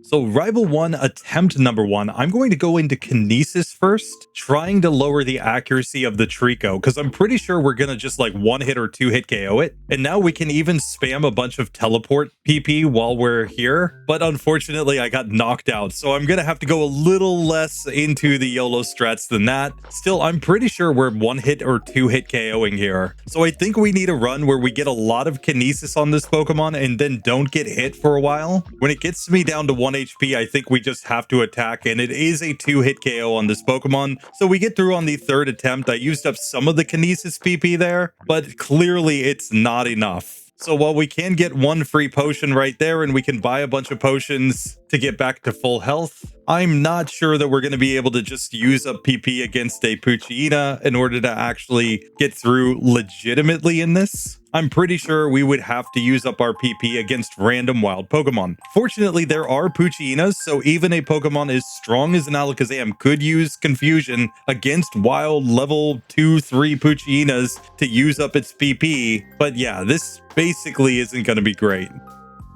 So just for the sake of argument, let's see what happens if we use a bunch of Kinesis against the Poochyena on youngster Calvin. He goes for all of the howls first, which kind of makes sense. And now we've lowered his accuracy immensely, but if he even hits one more tackle, we're simply going to lose. So that is definitely not going to work out. We would have had too much PP with teleport and Confusion to ever actually get him to not hit us enough turns. I mean, you could probably get it eventually, especially if you sat here and save stated or something. But for now, I'm simply going to go for struggle, and let's see what this does to this Pokemon. So when we come to this fight with struggle strats, Now it looks like this is just a simple 3-hit KO on the Poochyena, and we managed to get through just fine getting to level 7. So now I think we can just heal with potions and make our way through the next Poochyena. We'll see if that is the case though, since we are at a level disadvantage. Our next level up move doesn't come in until level 18, where we would learn Disable, so we're definitely not getting there in this one. But after we get through the Poochyenas, we should be good to go to get through the rest of this section, at least until Roxanne. There, my question is if we have enough defense to actually survive though. Still, first let's see what the range is on the second team Aqua Grunt. As his Poochyena comes out, we can go Struggle, and this looks like it's going to be a 4-hit KO on this Pokemon. We get a nice crit there, and that allows us to get the pretty easy victory, still with a lot of HP left as we get to level 8.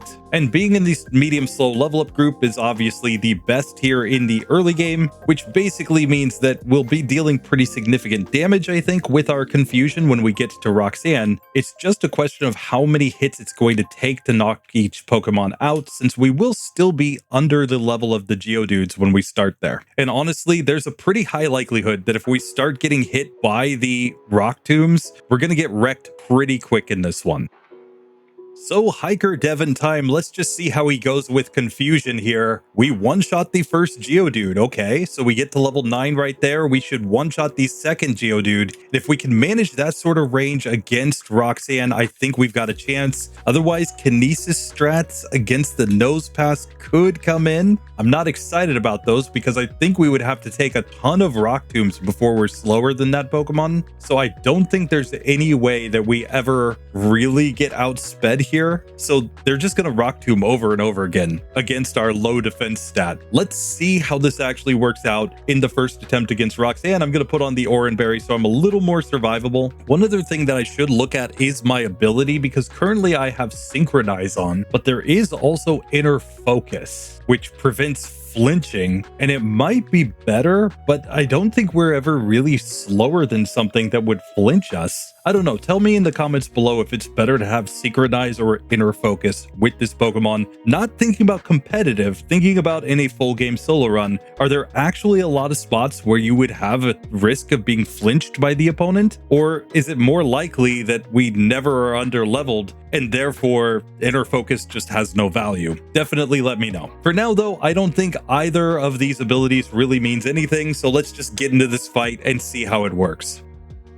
So Roxanne attempt number 1, let's go Confusion on the first Geodude. We do not get a one-hitter, but we do confuse it, and it misses a Rock Tomb. That forces the Potion, and now we're going to get the 2-hit KO on that one. But that's kind of bad that we're not one-hit KOing with an Alakazam with Confusion. That tells us that we might be in bad shape. Second Geodude comes out, we get hit by Rock Tomb, we take 14 damage from that. So we would be 3-hit KO'd by Rock Tomb here. So while we do manage to get to the Nosepass at level 12 and we're still significantly faster, I'm not sure if we're going to get the range. We get a critical hit right there. We get the speed drop, but we heal up with the Oranberry. She does the same. We get another hit, but the crit from the Nosepass knocks me out. If we had crit, we would have won there. So there is a chance. I'm not saying it's a good chance, but there is a chance to actually get through this. What we do know is that at most we'll get 1 Rock Tomb from each of these Geodudes. Then we'll have to heal up, but that will force her to use her potions, which is kind of good. Now against the Nosepass though, we might have to go for Kinesis strats. Basically hoping that she'll miss with the Rock Tomb. We did not get it that time. So this could be sus. We like when the first Geodude gets confused and hits itself in confusion though. That saves us at least 1 turn of getting hit. Here we get Rock Tombed again, but we can knock out the second Geodude after she uses the potion. Back to the Nosepass. It misses Rock Tomb turn 1. Now it hits and we get a critical hit that knocks us out. So this is really not looking great with Alakazam here. In spite of the fact that we can get to Roxanne, we need a lot of luck to actually survive here. I think we need some like Rock Tomb misses. Of course, we like when she uses her potions on Geodudes, but now no crit from the Nosepass is what we need. If we can confuse this one, we might have a chance. We get it confused this this time. That's awesome. But then we get critical hit Rock Tombed again, losing the fight. If she had just hit herself in confusion like 1 or 2 times, we could have won there. Oh, that is brutal. This time we crit the first Geodude and we got a miss from the second Geodude. So we're getting to the Nosepass on full health. This is the best we've ever done here. We confuse it turn 1. It hits itself. We hit another confusion. It does snap out of confusion there. We have to use our Oranberry, but she's already used her potions. We survive right here and we're still 1 point in speed faster. So we finally win. We get to level 13 with Alakazam and get through. But I need to explain again the luck that we got there. We crit the first Geodude. We got a miss from the second Geodude. We confused the Nosepass on the first turn and it hit itself in confusion. And even then, we just barely won the fight. You have got to be kidding me. Alakazam out in these streets getting wrecked by Roxanne. We do manage to get through, but it is a struggle Pokemon in the end. The good news is it will do well against Brawly in the next section. And maybe with some extra levels, we'll find something that works against Watson, where at least we will get some chances to use our higher special defense stat. Still, that was rougher than I expected, and we're going to have to see if Kadabra can match up or not. So Kadabra comes in with basically the same stat spread, but just lower speed and lower special attack. Our defense isn't that much lower, but it might still make the difference here between being able to survive or not survive. We're just going to have to see. Now, what we do absolutely know is that we're going to have to go struggle strats against the Poochyenas. If we had to do it with Alakazam, there's no way we would get through with this Kadabra not doing it. Fortunately, we have the same moveset as Alakazam at the start, so we will at least be able to knock out the first couple of opponents pretty easily, but I'm nervous against Roxanne. I'm not sure if we're going to survive or not. Still, let's test this and see, but it could turn out to be pretty sus. But before we worry about all of that, let's get an easy one out of the way. Here against this Trico, it's a simple 2-hit KO with the confusion, and we get a super easy victory. Teleport would be super easy to use up since we could just go up against random wild Pokemon and just teleport away from them. The confusions we would have to spam on some wild Poochyenas, but you know, if we get some low-leveled ones, we could probably use them up before we got knocked out. And the Kinesis could just be used against anything, really. So I think we're perfectly fine to get through this section as long as we go struggle strats. So I think that getting to struggle legitimately would not be a problem for this Pokemon, but who knows? I mean, you might actually get knocked out by the wild Poochyenas. I'm not sure. You would probably be resetting there for good luck. Still, once we manage to get to struggle, we can go to this youngster Calvin fight where it looks like it's maybe a 4-hit KO. We might not get the 3-hit range. Actually, we do, so that's perfectly fine. Now we can move on to the Team Aqua Grunt. I'm not going to pick up everything because I'm not sure if we're actually getting through with Kadabra here. I'll just stick to the items that I know I'll need, like the Oranberry. And we're definitely fighting against Hiker Devon here because we're already going to be faster than the Nosepass naturally. I don't think there's any incentive to avoid levels to be slower than Nosepass or to take fewer Rock Tombs because we would just get wrecked in that fight. I think what I think we really need is damage output so that we at least have a chance of knocking it out before we get KO'd. Now here in the Petalburg Woods, it looks like a 5-hitter with struggle on this Poochyena, and we get on very low health. It's sand attacks, but we do manage to hit and survive on 1 HP. So we managed to win that fight in spite of the fact that we were really close to getting KO'd. We nearly had to reset on the Team Aqua Grunt. That makes me think that an Abra would not even be able to survive here. Fortunately, at this point, we can finally heal up and use Confusion in battle. Let's see how much damage we do against Devon's Geodudes. So Devon attempt number 1, we go Confusion right here. We do not quite one-shot against the first Geodude, so definitely a worse range than our evolved form, but we get to level 9 right here. We'll probably one-shot the second Geodude. Sure enough, we do, so we get to level 10. The problem is that we will be below the level of Roxanne's Pokemon, and her Pokemon have better DVs because they are Gym Leader Pokemon, so I'm not sure that we're actually going to be able to get this victory. If we take too much damage from the Geodudes, we'll get wrecked. we might have to get luck like our evolved form of like a crit, a miss, a confusion, like all of the luck to actually get this Pokemon through. And at some point it will be too luck based. Like that was insanely lucky with Alakazam to get through. I'm not sure if we get that luck here with the Kadabra. Let's see.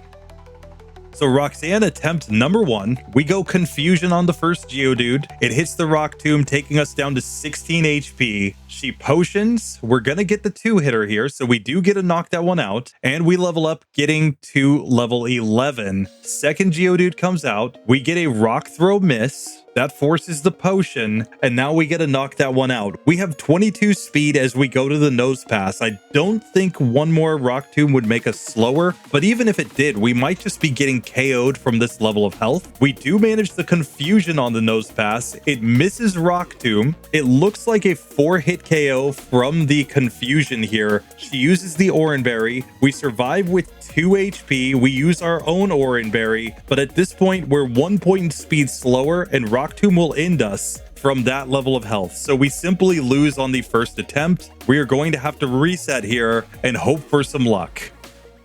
This time we get a random defense curl from the first Geodude, which is amazing. That's exactly what we want to see. The second Geodude does hit the Rock Tomb, taking us down to 18 HP remaining, but we are still faster than it, so we can knock it out in 2 hits. We level up. We get to level 12 here, but we only have 20 HP. We might again just be getting wrecked if we get hit by a Rock Tomb by Nosepass. We're down to 1 HP. We use the Oran Berry, but there we're just simply too slow and too frail to actually get through. So the whole issue of this Pokemon seems to be its defense stat being terrible. We can get luck with things like Confusion status on the opponent or misses to get through, but I think that's what we need, is to get a run like Alakazam where we get to the final Nosepass on full health. This time this second Geodude also goes for defense curl, so we're getting to the Nosepass on full health. This is the best that we could possibly hope for here. Maybe we go Kinesis once to try to reduce its accuracy. It goes Harden. That's perfect. We hit the first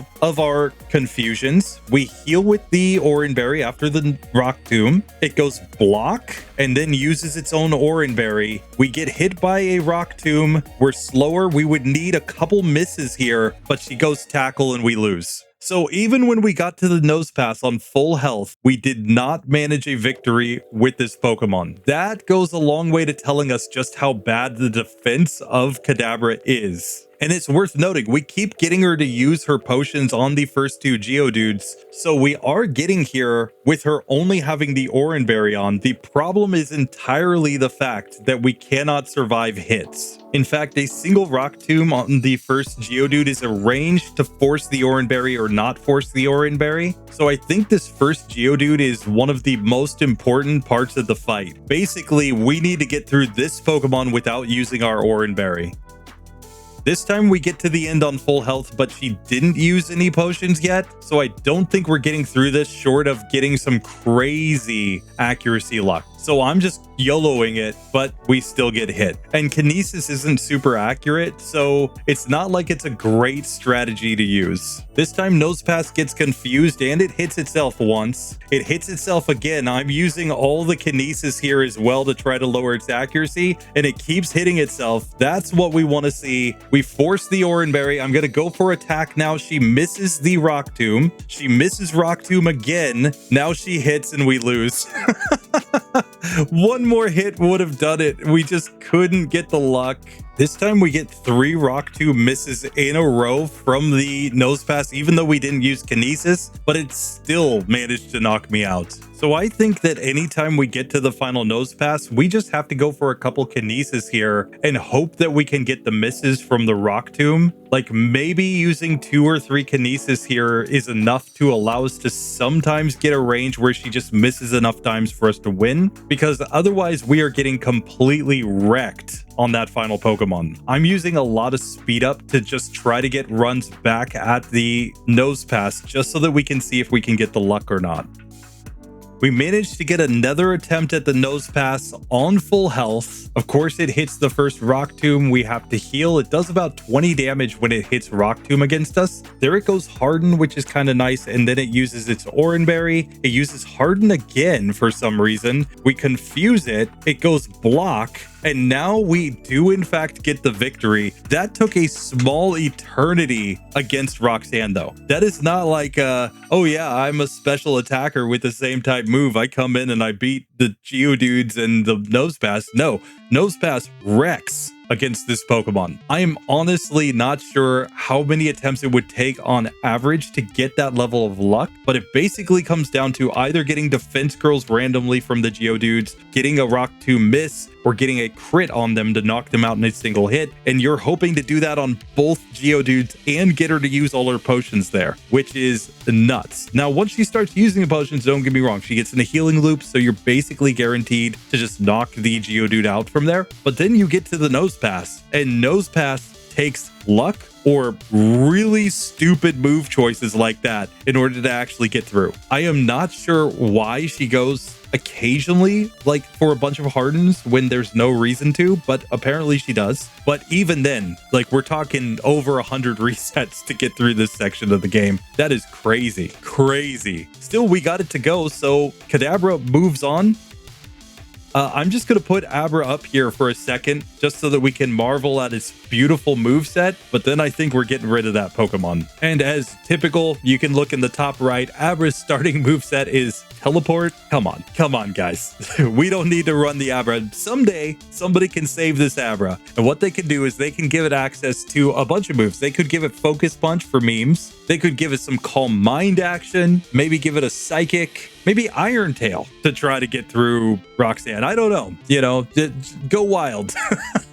I'm just going to say, I don't think the Iron Tail's going to do much for us here, but, you know, it would be worth trying one of these days. Physical Abra in Gen 3. We'll just have to try it. I mean, we could just give it the move Torment, because that's what the run would feel like. I mean, there are lots of things that we could do with this Pokemon. You know, maybe one of these days we run an Abra with only Frustration, Torment, and I guess we would need one more damage-dealing move. We could throw on Focus Punch for some memes. And who knows what else. You guys tell me what would be the most painful to throw on that while still being hilarious. But that will be for a future day. Today, Abra is simply out of this.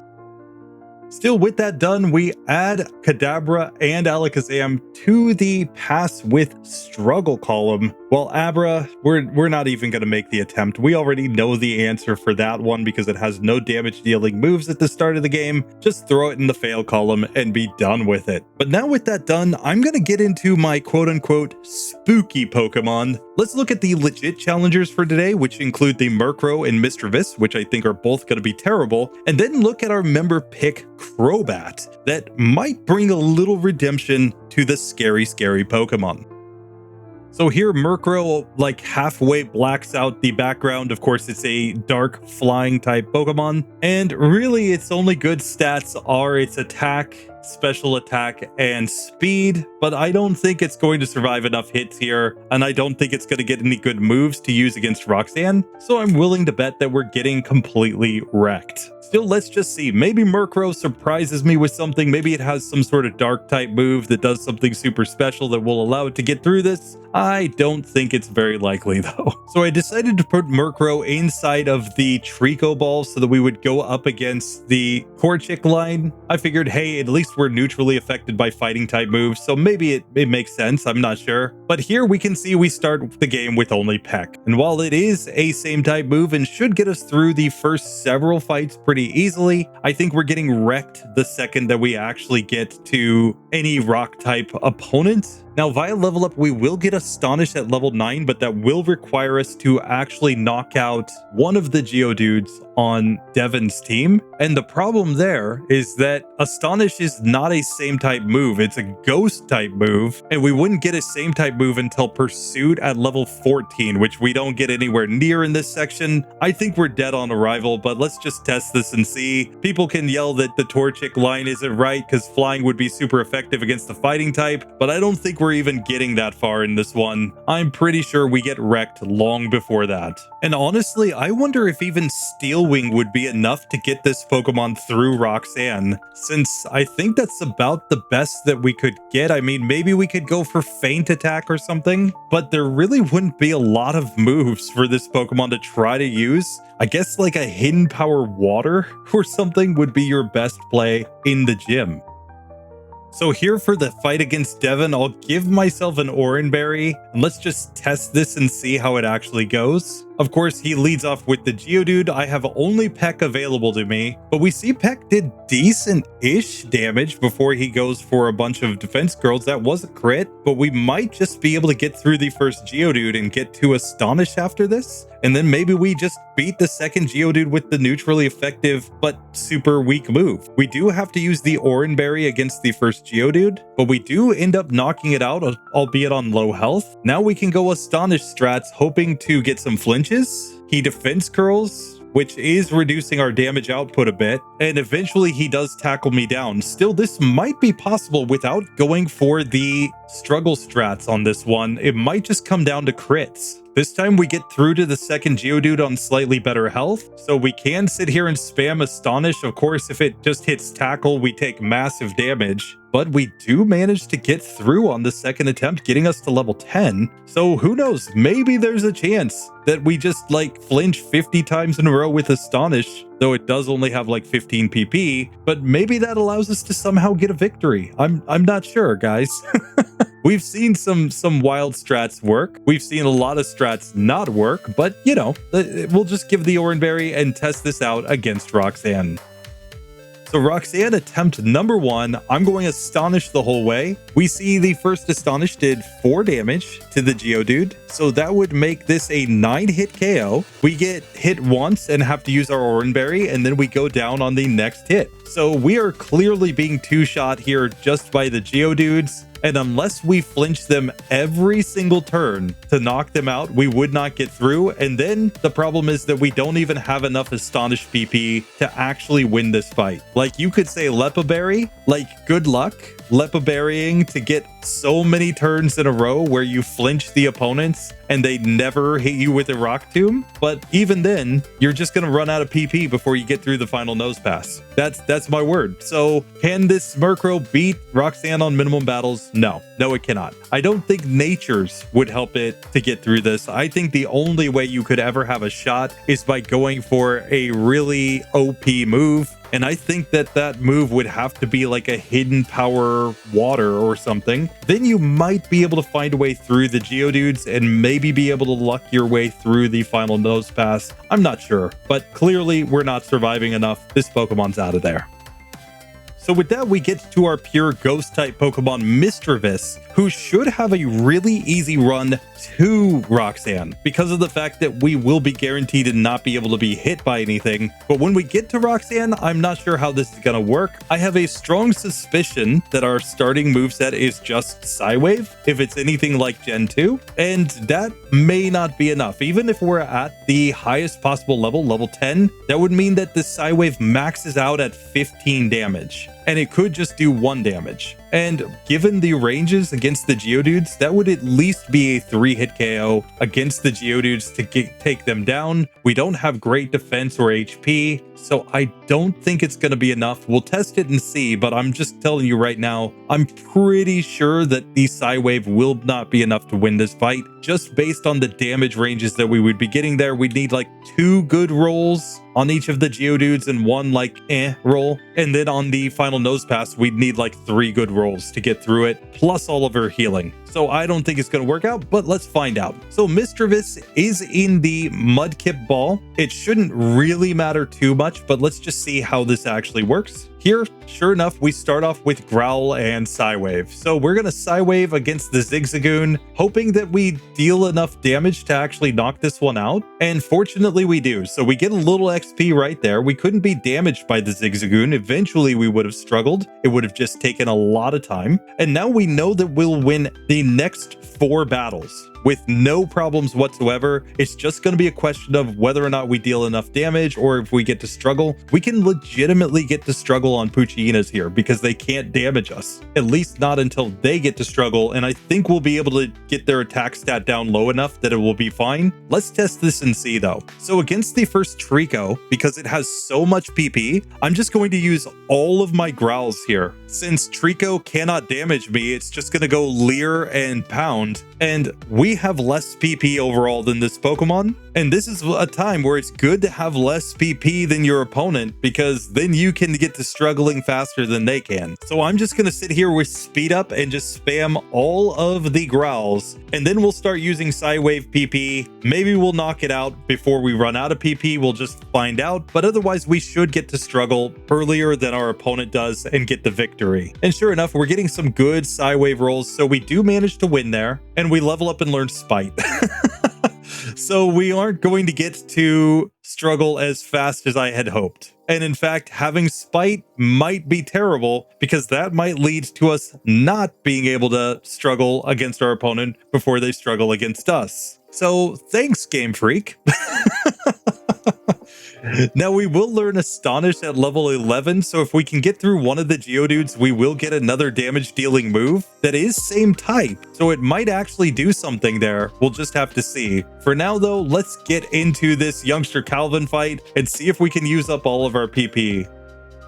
So I'm going to lead off by just spamming Spite over and over again, since we need to use up this PP somehow, and we're just hoping that he has too many tackles left over at the end so that we can still use up all of our Psywaves. Fortunately, he still has a lot of PP left, so we can just sit here and spam the Psywave, knowing that it won't do anything to a Poochyyina, but that's perfectly fine. And here we legitimately get to struggle. So this is not a struggle Pokemon, because it legitimately gets here in a normal fight without fighting against wild Pokemon. So Misdreavus, better than Alakazam. We can say that definitively at this moment. We are going to want to heal up with potions at this point, because of course we do not want to have to drain all of our PP yet again on something. But we can grab Oran Berries, we can grab another potion right here, and we're ready to move on to the Team Aqua Grunt, where we can struggle and he can't do anything against us. This is going to be amazing. And here against this Poochyyina, fortunately struggle is more than enough to get through the Team Aqua Grunt, so we're on to Devon. I think I will heal here because I think it's better to have the Psywaves. It at least will make the fight a little less tedious if we get good rolls. If we get bad rolls and misses, then we're going to get wrecked. So we're just going to have to see how the Devon fight goes. In fact, I should probably save in front of him once without healing and then go heal. That way, if I do reset and I decide I just want to struggle, I can do it. In fact, I have a potion in the bag, so I'm just going to try to struggle against him one time just to see if it's enough to get through.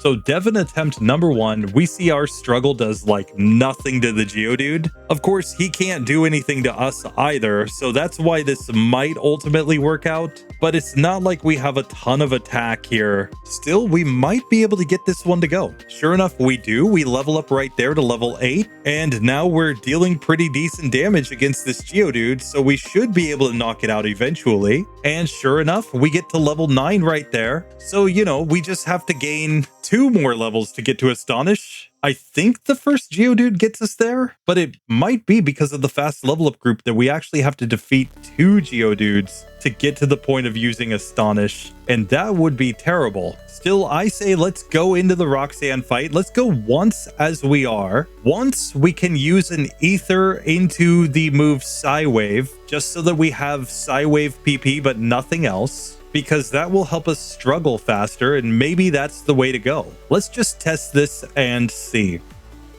So Roxanne attempt number 1, first up, if we just go struggle here, we do 4 damage to the Geodude. We get no damage turn 1, it misses Rock Throw, but now it hits Rock Tomb, dealing pretty massive damage. We have to use our Oran Berry right there, and we're taking a lot of recoil damage in spite of the fact that we're getting god tier accuracy luck. She uses the potion, and we can just simply see that we're not getting through this. We're on low health, and we get wrecked. So let's try strategy number 2, which is just to put an Ether into Psywave. I'm going to save the game right here, and let's just see what happens here when we have a little Psywave PP. Maybe we get some good rolls. Maybe, you know, if we had gotten 3 good Psywave rolls, we would have knocked out that Geodude there. So let's just try this and see. So this time we get Psywave to do 9 damage. So that would be a 4-hitter. We get another similar roll there. We force her to use the potion at least. We get a defense curl. That's kind of nice. And we do manage to knock out the first Geodude with 7 of our Psywaves used. So now we get to the second Geodude. It hits Rock Tomb to try to make us slower, but unfortunately we're still too fast. And then we get wrecked. So that didn't work with just spamming Psywave. Still, maybe Growl plus Psywave gives us an advantage here. Maybe we can get some luck. Maybe we can get some misses. Maybe we can spite a bunch of times in order to stop the opponent from using good moves against us. Like if we could get to Nosepass and use Spite over and over again on Rock Tomb, forcing it to have no PP left, that could be a win condition. We'll just have to see. So in this case, what I'm going to do first, I'm going to go for Growl on the Geodude. It goes Rock Tomb and gets a critical hit. I think we have to reset in that case because that was just bad luck. We need no crits from the Rock Tomb, please. So now we Growl, and again it crits the Rock Tomb. Like, clearly that's how she reacts to us trying to do this strategy, but I'm going to Growl again. This time Rock Tomb does 8 damage. Okay, that's not so bad. And now I'm just going to Growl like crazy at her to get her attack stat as low as possible. Now we'll Psywave. We get Rock Throw. We have to heal with our Oran Berry, but we are getting some nice rolls with the Psywave so far. So we get through the first Geodude once again. We'll Psywave on the second Geodude. We're going to need some really good luck there, though. It's pretty clear that this isn't really going to work out no matter how we do it, because even in the best case, like here, we got an 11 damage roll, which is a pretty good roll from Psywave. Like I said, the best range from Psywave is 1.5 times your level, which here would probably round down to 13. In the best case scenario, we're 3-hit KOing against these opponents. In the best case scenario, I don't think we survive enough hits to actually make that a reasonable range. Like we see the Rock Tombs, we're getting 3-hit KO'd here. So when we're getting 3-hit KO'd and she has healing, I think we just get wrecked on this so much, and there's no way to critical hit with Psywave. You can't, get a, obscenely high roll here. So we would be banking on misses and luck, basically. So while we can sometimes get to the second of the Geodudes, it's basically not going to work out that we ever actually get through even the Nosepass with this one. So I think on that basis, we can basically just fail the Misdreavus. Psywave, you might say, like, will eventually work, and sure, if she misses enough Rock Tombs, it will eventually work. But how many, 20% are you going to string together, plus needing the high rolls from the Psywave? Keeping in mind, it could just do 1 damage on a random turn. So it's more likely that you get a worse than 3-hit KO range than that you get 3 hits in a row that knock out the opponent in front of you. I don't think it works out. So just like that, Misdreavus goes into the fail column. Let's check on that member pick Crobat to see if it can get a little redemption here. So just for a quick refresher, last time Crobat did make it to the Roxanne fight, but here Screech, Leech Life, Supersonic, and Astonish was not enough to get it through here. However, new channel member Darlax97 has decided to give this Pokemon a second lease on life. It is time for X-Wing the Crobat to come in with its moveset of Giga Drain, Sludge Bomb, Shadow Ball, and Confuse Ray. We may need the confusion to get through even with the Giga Drain. I'm not sure it's going to be enough on Nosepass. We have like 5 PP in that move. We could go ahead and get a Lepa Berry and try to use that to try to get through here. So I will pick that up just in case that becomes the strategy. Still, I'm not terribly confident, but let's just see if it can work out.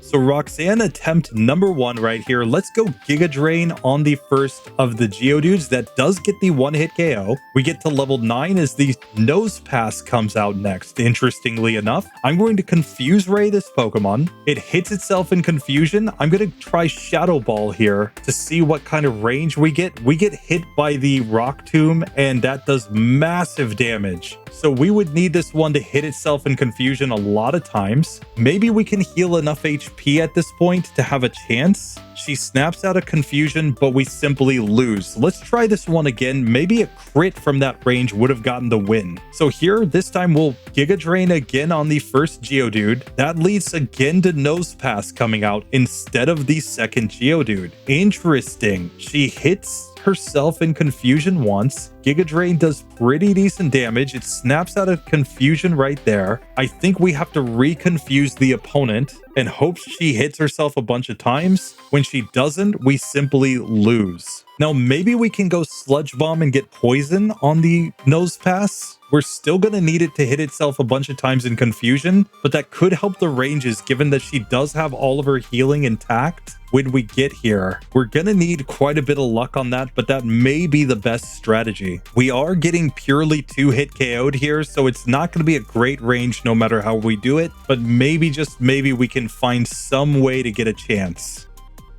So I'm starting to think that maybe the Leppa Berry is the way to go so that we can use it on the Giga Drain here. Let's just see if that helps us or not, because it may allow us to use that move more times. I've been avoiding using Giga Drain too much because of the fact that it only has 5 PP, but maybe we can get a range here if we just spam the Giga Drain. Now, because we're getting 2-hit KO'd, there is no choice. We have to go for the Confuse Ray here against the Nosepass. But maybe with enough turns of it hitting itself in confusion, we could survive a second Rock Tomb here. We would need to have more than like 25 HP remaining though. This time she snapped out of confusion, but she missed the Rock Tomb. So we get a nice hit there as it hits itself. Now I think she goes for the potion. Sure enough, she does. We do get Nosepass to hit itself again, forcing another potion from her. So we're healing quite a bit. We get a huge hit that takes it down to low health, and we just barely survive. So we can Giga Drain right here as it misses a tackle. Are you kidding me? Oh yes, we get to the final Geodude now. Giga Drain ends it. We actually managed to beat Roxanne with X-Wing the Crobat. We will not learn Astonish. Oh, X-Wing, you crazy Crobat. Somehow, we managed to get her to hit herself enough times in confusion. She missed a Rock Tomb when she snapped out of confusion the first time. We reconfused her, got her to hit herself, got the ranges, got the 2 potions on the Nosepass, and still managed to find a victory there when she missed the tackle at the end. That's a 5% chance for her to miss that tackle. If you put all that luck together, I'm just telling you right now, I'm calling hacks if anybody gets that again. Like, that is crazy. Like, I'm already calling hacks on myself for that. That is nuts. This Crobat is OP. So with that, we're moving on to the next section. We've got a really good typing to match up against Brawly, so we should be good to go there. Confuse Ray Sludge Bomb strats are probably perfectly fine. The rival we'll just have to see. When we get to Watson, I think we're done. I think we get wrecked. I just don't see a strategy to get through Watson with this Pokemon. But who knows? Maybe it surprises me. Maybe Sludge Bomb on everything other than the Magneton just does massive damage. Maybe we find some way to get through Magneton. Honestly, I don't know, but Crobat for now is a champion in my mind. So let me give a massive thank you to Darlax for supporting this Crobat right here. Apparently channel members get some like decimal point months that they've been supporting because, you know, we haven't even had people here for a full month yet, but I appreciate you for your support. Thanks for coming and crumbling Roxanne's defenses in an amazingly luck-based way. That one was truly incredible. So with that, we will throw that Crobat up into the pass column, though I don't think I'm repeating that luck again. I just think I would be sitting here for maybe days on end trying to get a run that is that lucky. Still, it passed, so we'll take it. And now it's time to move on with the rest of this challenge. We can see we're up to 80 Pokemon failing in this section of the game, and so many of those passes are member picks. It seems that it broke the count between the standard and member picks. I spent my entire morning integrating the channel memberships together with the patrons so that they would both show in this overlay. I have a couple errors to fix. But for now, let's just get into the rest of our challengers. We have to get through the Whismur line, which is going to start with its fully evolved form, Exploud. And I think as we struggle with some normal types, this will be the perfect time to look at that member pick slacking as well. But let's start with the legit contenders, starting with that Exploud. Let's see how it goes. So I can say for certain that I've never used this Pokemon, so I'm not particularly familiar with what its moveset would even be. I would guess it has some sound-based moves based on its design, so hopefully we get something like, you know, a Screech, Supersonic that kind of helps us get through this section, but I'm not super hopeful going into this. I'm willing to bet that we start with something simple like Pound. Still, we put this one into the Trico Ball. It is the Loud Noise Pokemon, and here we start with Pound, Uproar, Astonish, and Howl. Okay, so we can obviously go Uproar to just knock some things out early on, since it is a same type move. Astonish gives us a little bit of coverage, and Howl at least works with our whole moveset. Now it looks like we won't get any new moves until Supersonic at level 23, so we're just gonna have to run with what we've got and hope that it's enough. Maybe with enough Howls we could manage to like deal some decent damage. I'm honestly not sure, but let's just test this and see, starting with the rival. So here I think Uproar is the way to go. It looks like a 2-hit KO, so we get through that super easily. And now I think this move is going to be good enough to get us all the way to Devon. I'm going to see how we do against Devon though. We might have to set up a bunch of Howls and go into the Astonish in order to get a victory. Or maybe with +6 attack, we're simply dealing enough damage with normal type moves to get through. So Hiker Devon time, I'm just going to sit here and howl a bunch of times. Sure, he can use some defense curls, but he can also go Mud Sport, Tackle, etc. And I think we're perfectly fine with him tackling here because we just want to raise our attack stat as much as we can. Let's see what Astonish does now. It's dealing pretty significant damage. We get a 4-hitter on that first Geodude. We get to level 9 right here. And now we basically 2-shot the second Geodude with all the setup. So maybe, just maybe, if we can find a way to set up a whole bunch of Howls, we can find a way to get through Roxanne with this Pokemon with the Astonish strats, or maybe with even normal type moves at that point, because we would be dealing significantly more damage with our moves. So I'm going to give the Oranberry to test this out. Let's just save the game and see if this can work. So here against Roxanne, I'm going to lead off with Howl. We're just going to accept getting Rock Tombed here. It did like 12 damage to me, and it takes 2 Rock Tombs to be slower than the Geodude, but then we do get a heal. The Rock Throw is not what we really want to see. We want to see it go into Defense Curl at this point. And then once we're on +6 attack, now I think we go into Astonish or Uproar. Really anything is fine here. We're not doing a ton of damage, so maybe we need better luck. Maybe we need like a Rock Tomb miss at the beginning or something like that. We can also just see what we're doing with Astonish from the beginning. We're doing 4 damage per hit. Still, it might be best to go for Astonish so long as we're faster and then start howling after that. We got a critical hit Rock Tomb in this one, which is not what we want to see. So I think we need better luck than that if we're getting through this. Now, what I can say is that 1 Howl only increases our damage by 1 point. It takes us from doing 4 damage per hit to doing 5 damage per hit. That still makes this a 7-hit KO as opposed to a 9-hit KO, so it is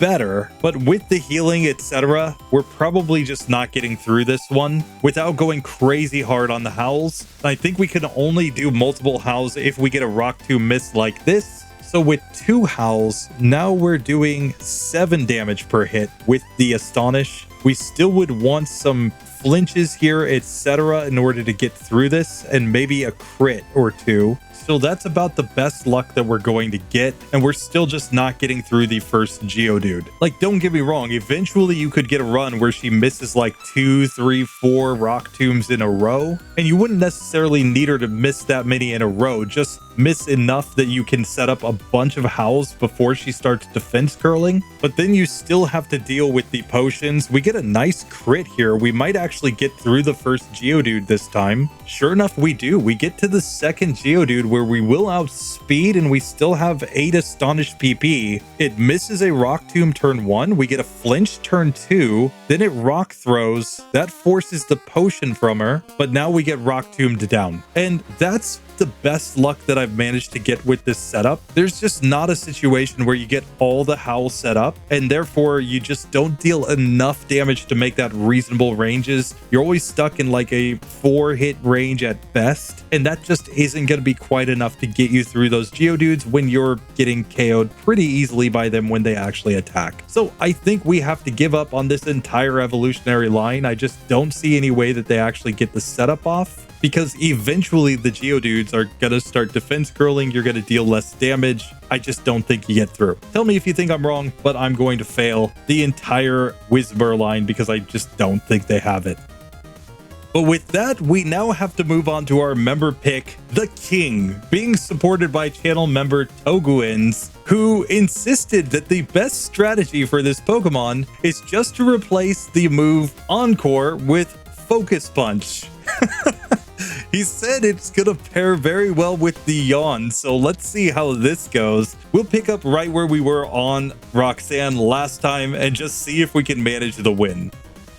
So first things first, we will Yawn against this first Geodude. It goes Rock Tomb, that's perfectly fine. Now it misses a Rock Tomb turn 1. We go for the Focus Punch here, and we get the 1-hit KO. So that did work perfectly fine there. Second Geodude comes out. It hits Rock Tomb. We're going to have to Yawn yet again. We get another Rock Tomb, but that's perfectly fine. The opponent's going to fall asleep. We use our Oran Berry. Now she goes for the Defense Curl, and Focus Punch is not a one-hitter. That forces the potion though. So now we get to use Focus Punch again. It's not quite getting the range, but she goes for another potion. If she doesn't wake up, we'll knock this one out. Sure enough, we do. So we make it to the final Nosepass. I am going to Yawn at this Pokemon, of course. It goes Harden once, which is not really what I wanted to see, but it hardens again after that. So as long as it doesn't go for any damage dealing moves, we can use the Focus Punch. We do a little less than half. Still, we'll keep Focus Punching here. We've got it on fairly low health. It has to Oran Berry. I'm going to take this opportunity to slack off in order to heal up some HP. The tackles aren't doing that much, so we will be able to Yawn against this one. And now as it gets ready to go back to sleep, I think we go back to our Focus Punch strat. We've got it on low health. We just need to land one more Focus Punch. It tackles, so we lose our concentration, so we're gonna have to go for the Yawn yet again. And now I think we have to go for the slack off in order to get HP back. It stays asleep. We can go for the Focus Punch again, and there we go. We get the victory. So slacking, it's not super fast or anything, but we do eventually get through with the slack off, Yawn, Focus Punch strats. We've got Cut. I'm not sure this Pokemon wants to go against Brawly in the next section. We'll just have to see. And I'm not sure if we actually managed to get through Watson or not. But for now, slacking, thanks to Toguins or Toguin Z, I guess, is going to move on in this challenge. The King is back. The King returns, guys. We have crumbled Roxanne's defenses with Yawn and Focus Punch strats, and now we're ready to move on in this one. So Toguin Z, or Toguins, however you prefer it pronounced, thanks for supporting the channel. Thanks for joining and supporting this slacking. We'll see how it goes in the next section and if it can manage some victories.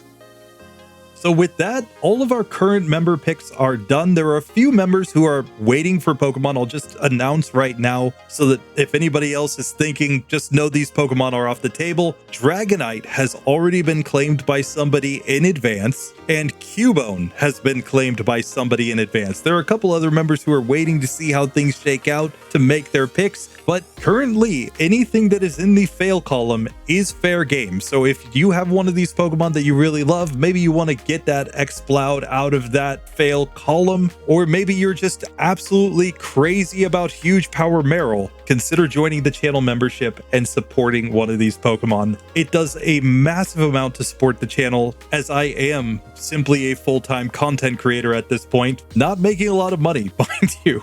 I'm a broke full-time content creator, but I am a full-time content creator, so every little bit helps. Buy me a cup noodle and help support the channel. Anyway, that's my plug. Now we'll get into the last set of Pokemon. We're going to look at that Hariyama first, then we'll look at Makuhita, but finally we're going to have to try the mirror match with Nosepass, and I think Nosepass is done here. I think it shall not pass, but we'll find out. But I think Hariyama's going to be a pretty easy one to start with first.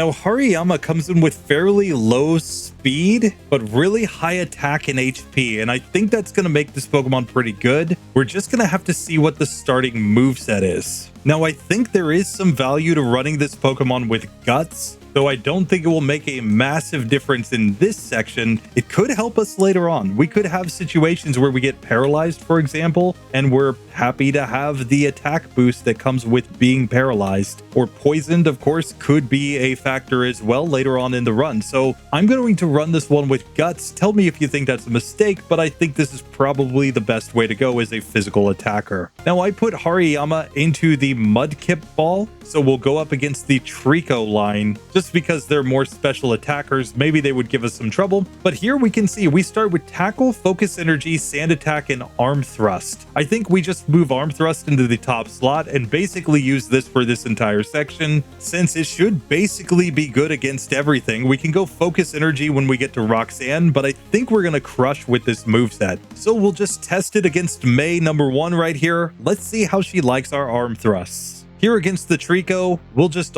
Arm Thrust. We are slower than Trico, but we nearly one-shot. And after that, we simply knock it out on the next turn. Of course, it just depends on how many times Arm Thrust hits, but we do manage to get through nice and easy there. Still after that, we should have no issues with Poochyitas, or I think even Hiker Devon. So I'm going straight to the gym on this one. So here, Hariyama does make it to Roxanne with no issues. So let's just see if we can get the victory here nice and easy on this first attempt. So Roxanne attempt number 1, I'm just going to Focus Energy at the start of the fight. She goes Rock Tomb and does basically nothing. We're still faster than this first Geodude. We see a 3-hitter does not knock this one out, but that will force her to Potion. And we simply knock it out from there as she gets stuck in the healing loop. Next Geodude, we get a 2-hitter, but it does pretty significant damage when she doesn't get any defense buffs first. So we just knock that one out after she uses a Potion again. And now we've made it to the final Nosepass. It goes Harden. We're just going Arm Thrust here. We get a nice 3-hitter right there, forcing the Oranberry. She hardens again, but we're just going to continue dealing damage and knock that one out with a 4-hitter after that. So we simply win. We can level up and learn Vital Throw. I'm not sure if it's better than anything here, but it is 70 power. So maybe we forget Sand Attack to learn this. Maybe we forget Tackle to learn this. For now, I think I'll go with the Vital Throw over Sand Attack. Tell me if that's a mistake, but I think I'm going to try it. We'll probably learn Bulk Up in the next section, so, you know, we might have some strategies. For now, Hariyama gets through, so we got to check in on Makuhita and see how it does in this section.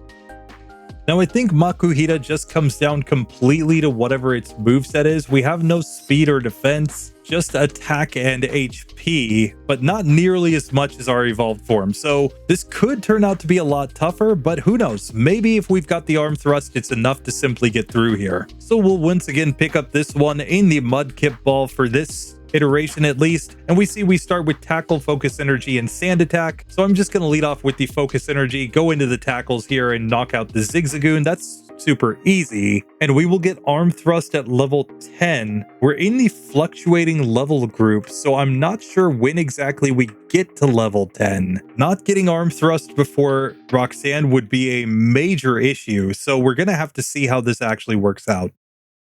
First up, though, we've got to take on the rival. I'm just going to lead off with a Focus Energy right here and then go into the tackles. And here, sure enough, we do win. We didn't win by a lot, though. We got pretty close to getting knocked out because we really don't have much in terms of defense. Now, our low speed helps a little bit because we aren't going to take as many Rock Tombs, plus we would resist Rock type moves anyway. So I think we'll get a lot more Hardens and Defense Curls, etc. out of Roxanne, and that could give us a chance here. We're just going to have to see. Still, to get to level 10, we will at least have to defeat Hiker Devon, which isn't necessarily going to be easy, but maybe with accuracy strats, Focus Energy, and some tackles, we can get it to go. We'll just have to see how that one works. We're helped out by the fact that our level group does have us leveling up faster here in the early game, which might mean that the Arm Thrust comes in just in time for Roxanne. Still, it's all going to rely on getting through Hiker Devon at least, so let's see how this range actually works. We're going to go for Focus Energy first. and now just start tackling and hope that we can get some crits. We see we're taking a lot of damage from the tackles from the Geodude though, and that makes me pretty nervous because it's setting up all the defense girls, and anything less than a crit isn't going to do much damage from us, so we simply get knocked out. Let's try this again with some accuracy strats. So this time I'm going to go for 6 sand attacks on the first Geodude, just because I know this is going to take a lot of turns. And we know that we're not really getting affected too much by the defense girls. We either crit and do decent damage, or we don't crit and we don't do much at all. So I think this is the best play. We might still have to go for an Oranberry here to have a shot. So this time we actually get to the second Geodude at least, but we've only got 9 HP remaining. So we would need crazy good luck with this Geodude missing tackles to actually get through this. Unfortunately, we don't get it, so that tells me that basically we're stuck with struggle strats here. So I'm going to try coming into this fight with just 1 PP in the move Focus Energy, just to increase our critical hit chance. And now if we struggle, we see we're doing significantly more damage since it is typeless. Plus we have the higher crit chance here. So it's still not pretty, but I think we can get this to go eventually with this setup. We just need him to not tackle us enough turns. We still lose on that attempt though. This time we get a much better range on the first Geodude though, so we have better chances against the second one if it doesn't go crazy hard on the tackles. And like that, we do manage to get through. Now this is going to be a struggle Pokemon because it had to struggle there against Devon to get through. Perhaps with better planning, I could have reached a point where I was naturally at struggle there, but I don't think there would have been a good way to get it to go. So we're gonna have to just throw this into the pass with struggle column for now. Still, with that done, we can give an Oranberry and we can come try our hand at Roxanne. A single Rock Tomb will have us slower than basically everything. So I think we're just fine if we can at least manage to set up Focus Energy. Maybe the arm thrusts are enough. So Roxanne attempt number 1, I'm going Focus Energy first. She goes Rock Tomb. That lowers my speed low enough that everything will outspeed me now. But now we can just go for the arm thrusts on this Geodude, and we manage to knock it out with 5 hits. Second Geodude comes out. It misses a Rock Throw here. We get a 3-hitter from Arm Thrust. Then we get a Rock Throw that didn't do that much, and we just knock that Pokemon out. Now we get to level 12 as the Nosepass comes out. We use our Oranberry, so we've got 30 HP remaining. It goes Block. We go for the Arm Thrust. 3 hits does about half. She uses the Oranberry there. Now she goes Harden. We get a nice crit though, and that allows us to get the victory on the first attempt. We level up. We get to learn Vital Throw. We're already slower, so this is probably fine. Once again, I'm going to learn it over Sand Attack. Tell me if that's a mistake, but I think I'd rather try to fight things straight up if I can. And just like that, Makuhita does get through. It's just in that struggle column, and it's just because it doesn't get access to Arm Thrust until after Devon. Still, unlike a lot of other Pokemon, because this is in the fluctuating level group, it does get to level 10 here, and that is just enough to get it the move that it needs to actually beat Roxanne. So let it move on. It can go for its mirror match against Brawly in the next section. Speaking of mirror matches, it's time to check in on that Nosepass, a Pokemon that I don't think can beat the gym leader who uses it as a race. So it's Nosepass time. We've got the massive defense, no speed, decent special defense, but nothing else. And we have to try to make our way through Roxanne with this one. The problem is, I don't think we get any moves other than tackle to damage our opponents with. So this Pokemon's going to do perfectly fine until we get to like Devon. Then it's going to get a little sus. And then when we get to Roxanne herself, we don't resist Rock type as a Rock type. Always struck me as really odd why Rock doesn't resist Rock, but Steel does resist Steel. Somebody explain that to me in the comment section. But for now, we'll put Nosepass into the Torchic Ball. Technically, it's got weaknesses against all of the starters teams eventually, but here we start with only tackle. So we're going to get through the Zigzagoon super well. I don't think we're going to do great after this though. Still, we'll just have to see. We're going to start off against our rival May here. We will get access to Harden with this Pokemon at level 9, which in the medium fast level up group means we won't get it until we defeat one of the Geodudes on Roxanne's team, and we wouldn't get Rock Throw until until level 13, block until level 16. So I think this Pokemon has no shot whatsoever. I think we have no way of getting through, but who knows? Let's start by just beating up on May and see how she likes our Nosepass.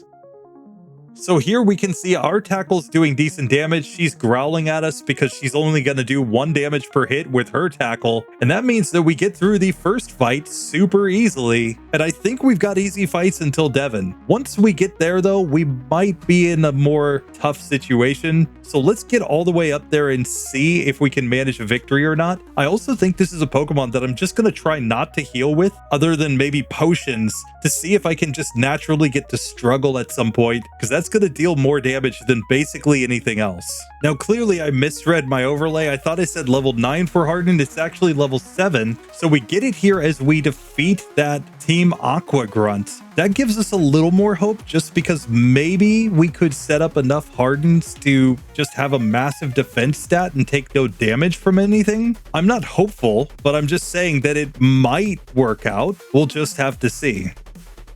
So we'll test it out on Hiker Devon. I'm going to go for all of the Hardens first, so that at least he can't deal any damage to me, just like I deal no damage to him. And then maybe we can get more crits than he gets or something in order to win this one. I didn't come in with full PP though, and I didn't put on an Oranberry, which is a clear mistake. We got to follow the Roxanne strats here with the Oranberry, but we can see we're just getting chipped down here. We run out of PP and tackle. I think that's the end of this one. Of course, getting Harden breaks up my strategy of trying to get to struggle, though learning Harden after struggling also wouldn't have been good. So I guess this is technically fine. Let's just try this one again. So we're only doing 1 damage per hit from the beginning, so it makes sense to just set up all the Hardens here. Granted, when they're only doing 1 damage per hit, we should just go tackle because there's no point in setting up anymore. And we're just hoping to win the very, very slow damage race here. So we do get to the second Geodude here. The problem is that I think we're going to run out of PP before we can even knock this one out. We're down to 5 PP and it still has 12 HP remaining. Oh no. So I think we lose because we end up just having to use Harden over and over again. And yeah, there's not enough healing here. We need 2 potions just like Roxanne to get through this one. So yeah, we're going down to Hiker Devon. So that makes me think struggle is the only strategy available to us here. But maybe with God tier defenses, that's all we need. So let's just test this and find out. So now we'll go struggle against the Geodude, and we see we're doing pitifully little damage. Just 2 damage per hit at this point after it's used some defense curls, and we're taking recoil. So I'm not sure that struggle is even giving us any advantage here, other than the fact that we don't have PP limitations. Which, I mean, is always nice when you don't have PP limitations, but you get in these really, really awkward situations here. So while Nosepass does manage to get through Devon, it's not pretty, and I think we have to go to Roxanne, where once again we're going to have to go struggle strats. I'm going to heal, but what I'm very likely going to end up doing is setting myself just to have a few Hardens and then go for struggle and hope that it's enough. We're going to get Rock Tombed turn 1 by the first Geodude. There's really nothing we can do about that, but maybe this Pokemon with massive defense can find a way to struggle here. So I'm going to see what happens if I just use 2 Hardens here and then struggle. Maybe we can find a way through. Let's test it. So here we'll Harden turn 1. We get Rock Tombed. That did 6 damage. Now we get Rock Throw. We Harden again. Now it's Defense Curling. We see we did 2 damage with the first of our struggles, but now we're down to dealing just basically nothing as we slowly whittle ourselves down with recoil. There's no way we would survive enough hits here. So yeah, Nosepass, in spite of the fact that it is the ace of the first gym, does not get through this. There's clearly a reason they gave it an evolution along the lines, because it's really not that good. And I don't think there's any way to save this Pokemon short of giving it a stronger move. And the only stronger move I see on the moveset that would be like, okay, yeah, maybe that works, is to go Earthquake. Even then, we might not have enough of an attack stat to actually make it work, but I think that would be the best possibility based on what I can see. Like maybe you could go Earthquake and Rock Slide on the moveset so that you would have something for the final Nosepass. You could Rock Slide it, but that would basically be it. So I'm not sure if Nosepass can ever actually beat Roxanne, in spite of the fact that it is her main Pokemon. So we're just going to throw this one into the fail column.